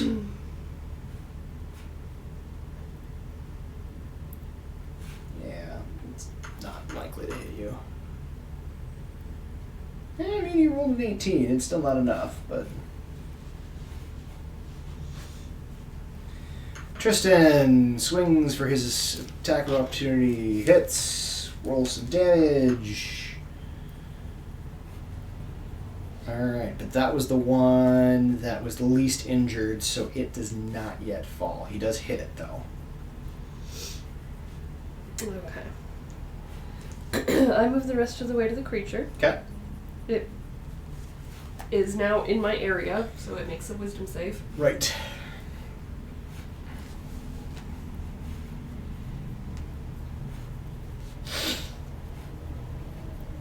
Go with its bonuses. That one.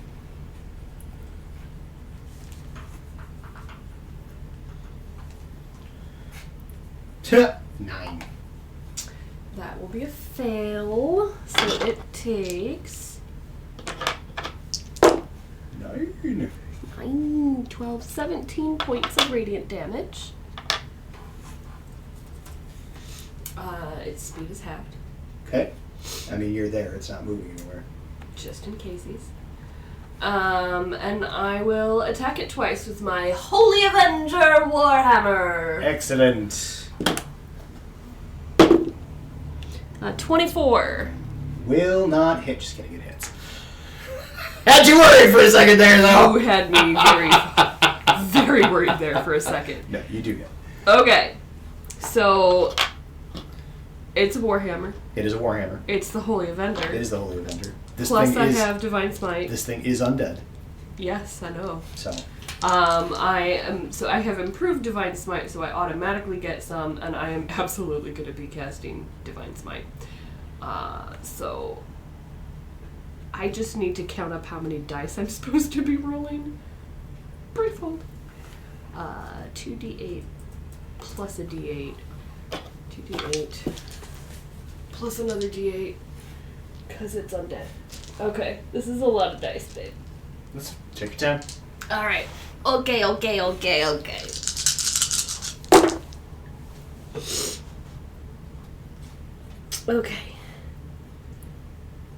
That's 9 plus 6 is 15.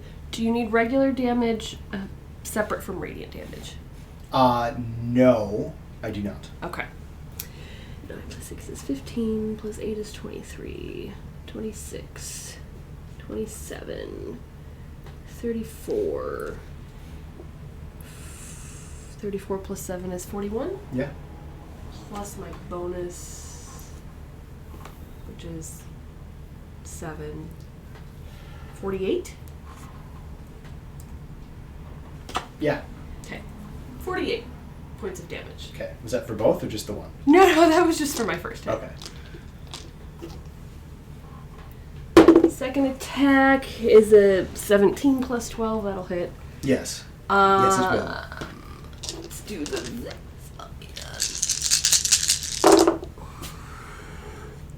Okay. 10, 20. This one is not as good. 25, 26, 33. Okay. So you run up to this thing and you swing your Holy Avenger Warhammer twice. Mm-hmm. And as you do, like, even as you pull back your arm to swing the Warhammer, it starts to crackle with radiant energy as it gets close to this creature that seems to be made out of this gross, blackened, tainted lichen. And as it swings, it almost doesn't feel like you impact, as the radiant energy just seems to kind of eat through the matter of this creature. And you do see kind of behind, in the swath that you leave behind, it does close a little bit, kind of filling in from behind. Okay. But you did a significant amount of damage, and as you come back for the second round, it seems to almost resist a little bit more the second time around, doing less damage, just accounting for the difference in damage rolls. But as you swing, same kind of thing, like it kind of crackles the energy down or through its kind of chest area, and it has this nice little like radiant golden X as the tips of this in the wake of your hammer seems to glow this radiant light. Hail Zerato! That is the end of Kira's turn. After Kira, are whatever plant zombies are Plant zombies! The two that stand. They did not last long. Oh, I'm sorry. Are they still within 15 feet of me? No, because you'd moved 25. Okay. Just seeing if the radius would still catch any of them. The dragon takes a legendary action. Oh. I'm sorry, the wormwood takes a legendary action. And spreads its wings and flaps once, really hard. I need you to make a dexterity saving throw, please. Not really my forte. That is a 16. That is a fail. That is okay. You are going to take 13 points of bludgeoning damage, and you are knocked prone. Boo. As the wind from this mighty thing's wings buffets you, and it takes off the ground and rises up about 20 feet. Man. Damn it. I hate it when they fly! So the two remaining zombies are going to attack Tristan.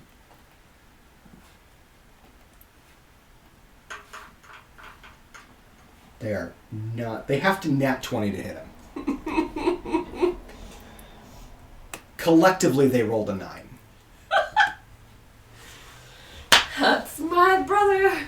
Oh, they get multi-attack. Here, we'll roll twice more.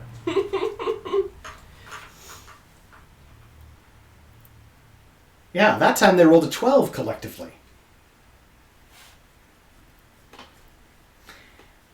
He is between the shield of faith and his actual shield.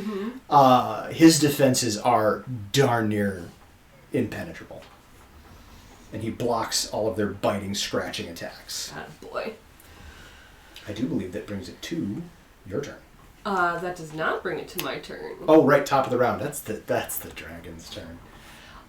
So question, because his speed should have been halved in my 15 He moved up foot. 10 feet. Thank you for reminding me. You're welcome. So he needs to make another wisdom save. Yes. His thing does not recharge. Breath weapon. Go for that. Does not make the save. Okay. He will take... Woo! 20 points of radiant damage. Alright. Oh, you know what? Hang on. That was a D10. One of them was a D10. It's still a 6, though, so it's still the same. Okay. Yeah. It's... as it flaps upwards and the steel dragons kind of start flying. Initially, when they attacked, they weren't able to penetrate through its thick, dense kind of foliage. Now they're starting to kind of whip through it, like ricocheting ball bearings in a small space. Nice. It's not looking so hot. Good. I mean, not Go, don't tiny Zeratsus. pretty to begin with. However, it is no longer super happy with you.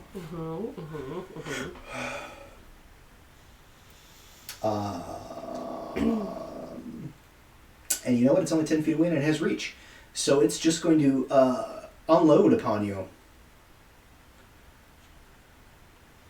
Okay. So it's going to bite, claw, claw. Okay.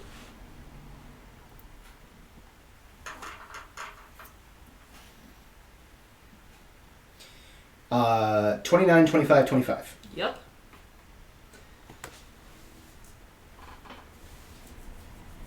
Do you have any resistance to poison or anything? I don't think so. Okay.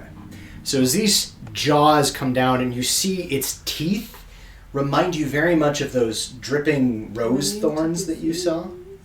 What's that? I'm immune to disease. Yeah, no, this is poison. It reminds you of those really long rose thorns with the dripping. Mm-hmm. And it slashes into you with its teeth, and it claws into you with these massive, again, also kind of looks like thorn claws, although they're not dripping. So let me do some math here.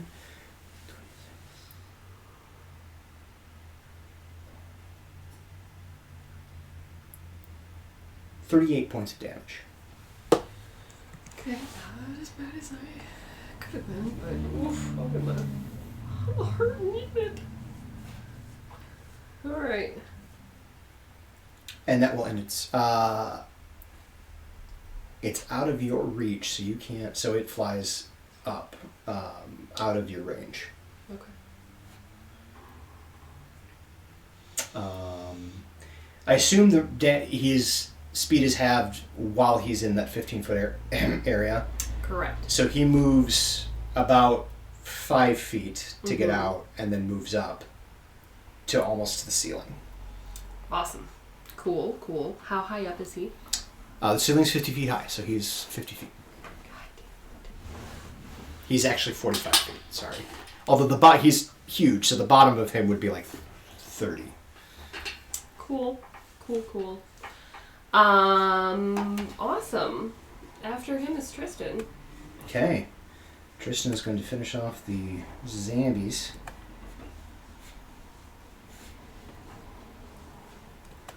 Uno, dos, tres.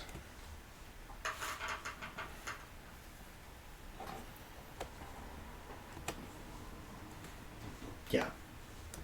I'm not going to even roll damage. He's done enough at this point. Yeah, the one that was initially uninjured, he slashes twice with the sword, and it falls under the barrage of attack, and then the other one starts to lurch forward, and he just lifts the edge of his shield right into the thing's, like right against the thing's throat, and the head just kind of pops off like a dandelion. Nice. And it crumples to the ground. All right. That makes it my turn. I'm not feeling so hot. So I'm going to go ahead and stand up. Okay. After your move. And I am going to dump my entire lay on hands pool into myself. That's fair. And move in such a way with my remaining 15 feet that maybe if it comes down, Tristan and I can flank it. Okay. It's too high up for me to try anything super fancy, so... Fair enough. That is what I do. And since the zombies are dead, Dragon. it is back to the dragon. It rolls a recharge. Nope. Oh my god.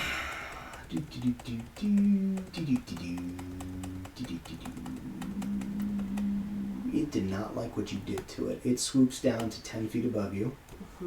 Its speed is halved and it makes a wisdom save. Right.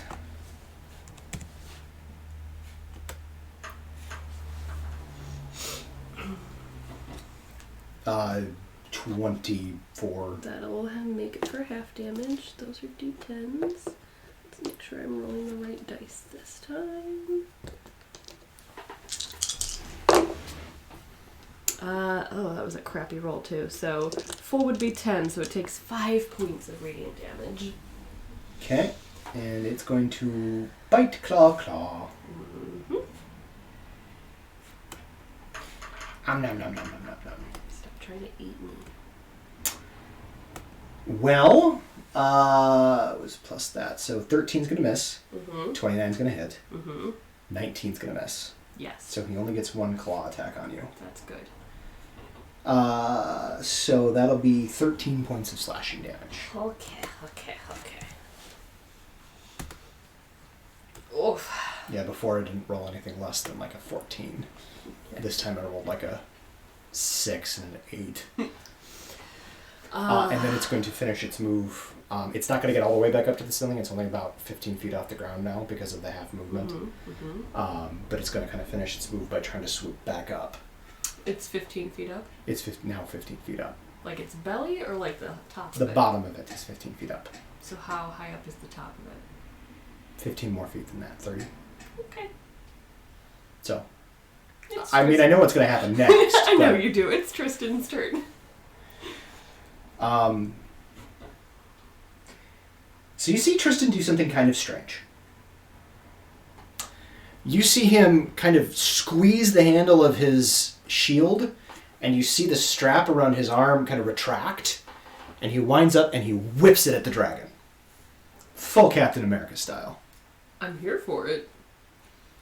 And he pumps a Divine Smite into it, because why the fuck not? Because why the fuck not? He's going to hit. Yes. I hit the wrong bonus to hit Dan on here, but that's fine. Can make it work. I have to remember. Because that's right. The Divine Smite takes spell slots. It does.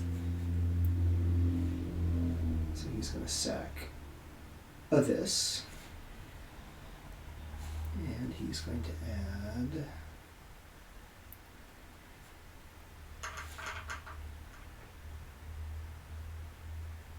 That's not terrible.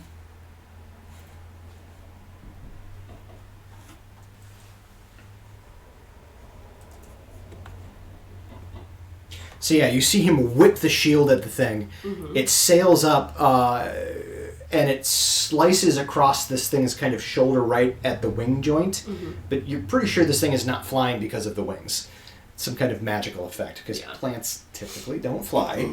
What? But then the shield kind of arcs, it doesn't bounce off of anything. It literally kind of arcs around and lands back on his arm, and you see that strap retract back around his arm. It's a neat toy you have there, brother. It's all skill, sister. Mm-hmm. That is all. Well, any bonus action or anything? Because that was an action.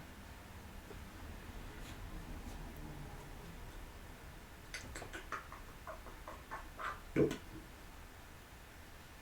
Oh, I should roll his concentration for maintaining shield of faith, though. Oh, I should also roll my concentration for maintaining. Oh yeah, he nat 20 that. It's fine. That was a 19 plus 6, so You were 25. But I got hit twice, multiple times. True, you got hit now 4 times. 5 times. 4 times. Breath weapon. 3 times the next round, 1 time this next round. Okay. Okay. What am I trying to... Not 20. As long as you... At this point, as long as you beat a 10, you're okay. Okay, I have not rolled on the die below a 15, and I have a plus 6 to my con. Right, it's just the first one that had all the damage. Yeah.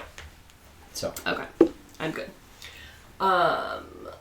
Is Tristan done? Tristan is done. Wonderful. I will Misty Step onto the dragon's back, or the topiary's. The perennial wormwood. The perennial wormwood's back, if it... WYRM, of course. I assumed as much.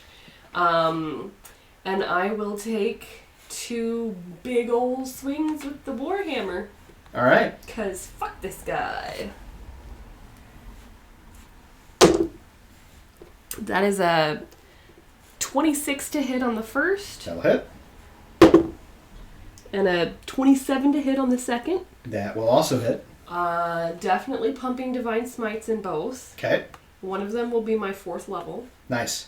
One of them will be a 3rd level. Okay. Because you're out of 4th level spells now? Because I only have 1 4th level spell. So. That's extra dice. So.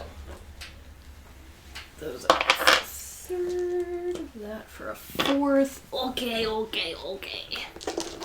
This is gonna be a lot of math. Yeah, we'll do the 4th. Okay. 10, 20,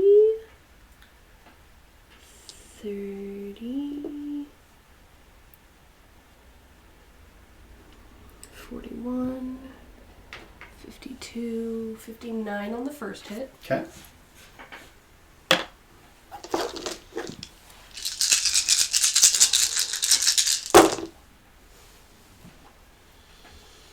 Not as good.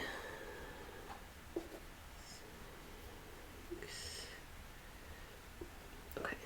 That was a 2. Let's make sure I'm not accidentally moving it.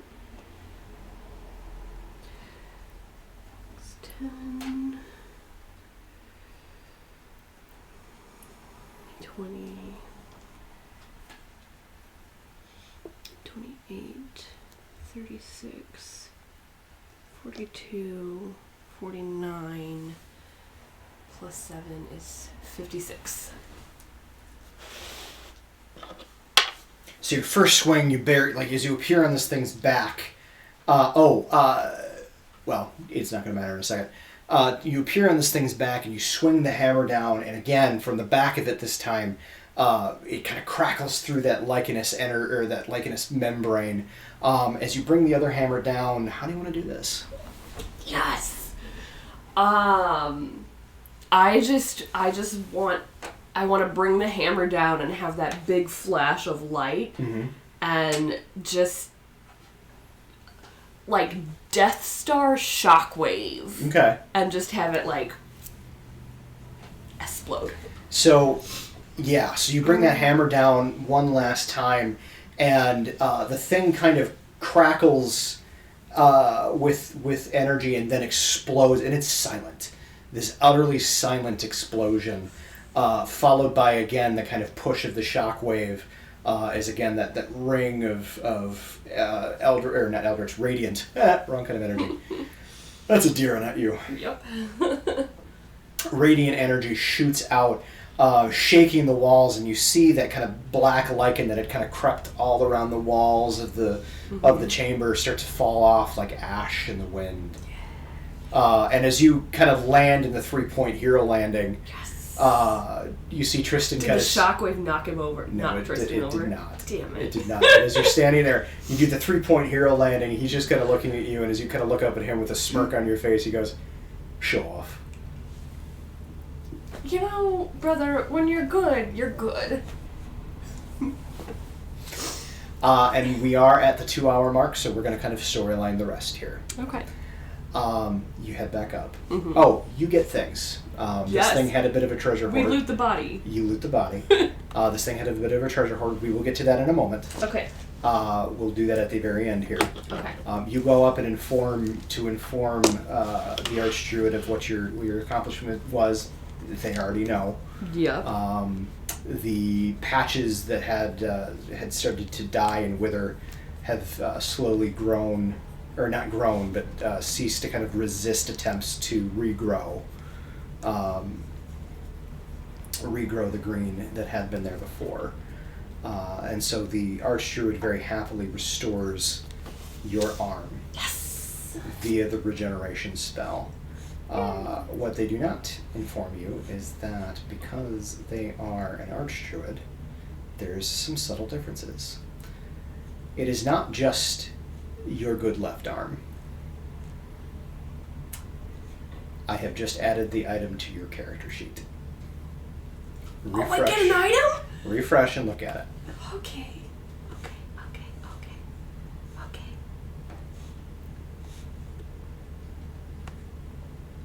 For all intent, it looks like your arm. Oh, it's actually called my good left arm. Yep. It's so fun. Kira's good left arm. So if you want to pop it open and tell me what it does for you. Tell the people what it does for you. This item does not need to be attuned, thank God. However, it only works for moi. It appears for all intents and purposes as my left arm, as it had been prior to losing it. The arm grants the following. +2 to strength score, although it does not function in an area of anti-magic. You can extend this arm beyond its normal limits, but doing so takes its toll. You may use this ability one time per short rest. Like extend my reach? You get a 5-foot extension on your reach one time per short rest. So cool. If you succeed on an unarmed strike, you automatically grapple an opponent whose size is equal to or smaller than yours. You are granted immunity to poison. But because of its plant-like nature, you are vulnerable to fire. Just the arm or all of me? all of you. Oh no. Fortunately, you've already fought the fire dragon. Okay. I can live with that. That's so cool. Okay. So, that is how Kira gets her arm back.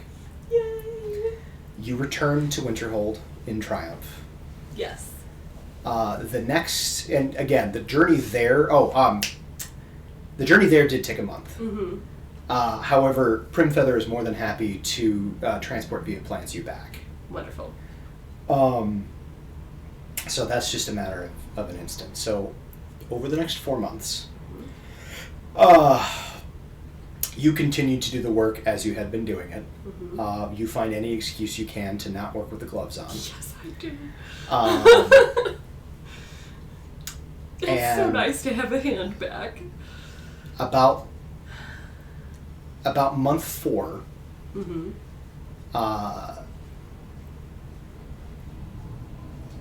You were approached by a small cadre of acolytes to Zeratsu.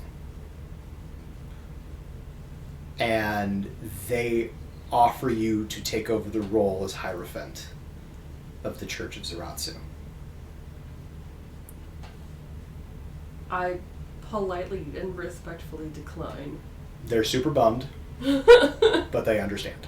Yeah. They ask if you ever find anybody who, might fill the role, well, yeah, send them our way. I suggest that they go speak to the clerics that were at the temple that I trained at. They agree to send word. Near the end of month 6, as restoration is starting to... It's not over, mm-hmm. but it's really starting to seem to reach kind of that tipping point where, things are starting to get back to normal. Yeah. So far, Alderman Bellamy has not managed to seize control from your mothers. However, your mothers have been forced to agree to a fair election of the next leaders of Winterhold. However, Ilyana?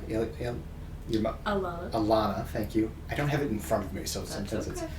Alana managed to slip a statute into the law stating that a fair election must be made, that nobody who is already the basically head of a church is allowed to run. So the alderman would have to either step down as the head of the Church of Caruth or miss out. Yeah.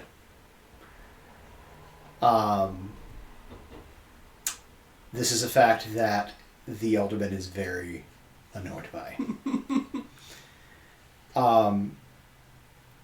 However, your sister decides that she is going to run. Against my moms. Against our moms. Well, and that's the thing. One of the other laws states that only one can hold the position of town elder. Not Freya. Well, Freya's the more political one. Freya decides that she is going to run. So it'll be... Freya against her biological daughter. Against her biological daughter. I'm here for it. Neither Freya nor her wife, because I can't ever remember her name, Alana, seem to be terribly worried.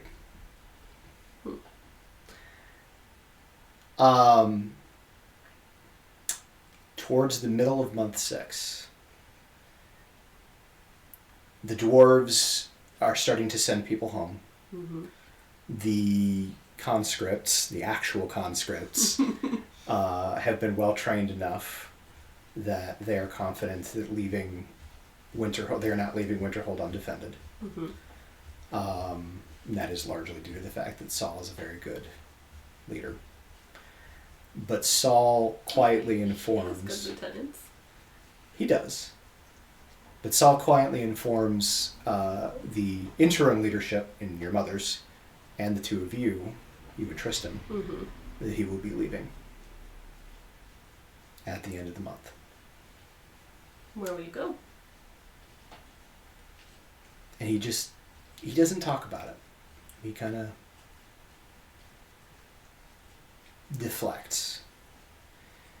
Basically says, it doesn't matter what the important thing is that we need to leave somebody in charge.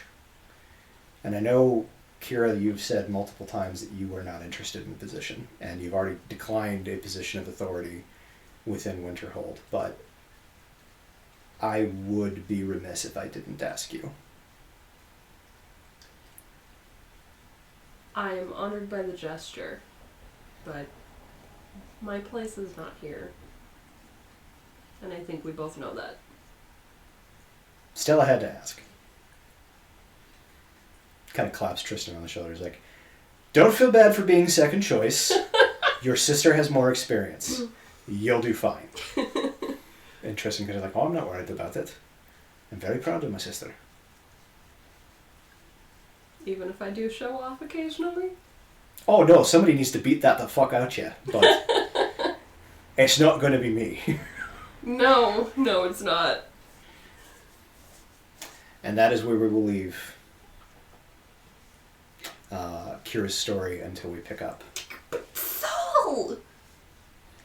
You can't give me the he won't talk about it. I can, in point Kira of would fact. absolutely not let him not talk about it. That's fair, and you can talk about it the next time we game with everybody. So, do you want to know the gear that you got off of the Perennial Wormwood? Yes. Okay. I'm still mad at you, but yes. That's fair. Let me pull up the treasure hoard. Ooh, a whole hoard. So yes, each of the players at the end, and you can't tell them this, but each of the players at the end is going to get a legendary item, which your arm is a legendary item.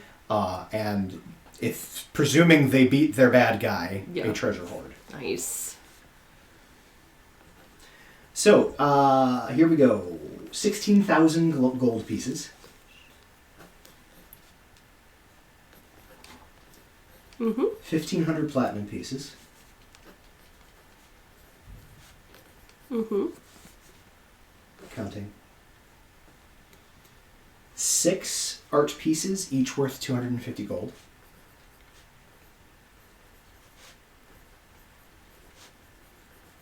Mm-hmm. A spell scroll of hex. Interesting. Good one for Adira. Mm-hmm. 3 potions of common healing.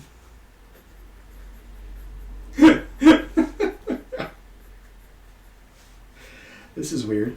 I rolled this randomly. Bear that in mind. Mm-hmm. +1 ammunition. You get 50 blowgun needles that are +1.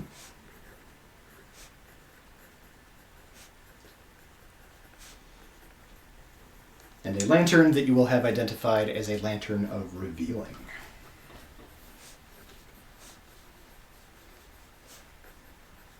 And of course, And of course my arm. your good left arm. My good left arm. So, thank you all for tuning in. Thank you. I had a lot of fun.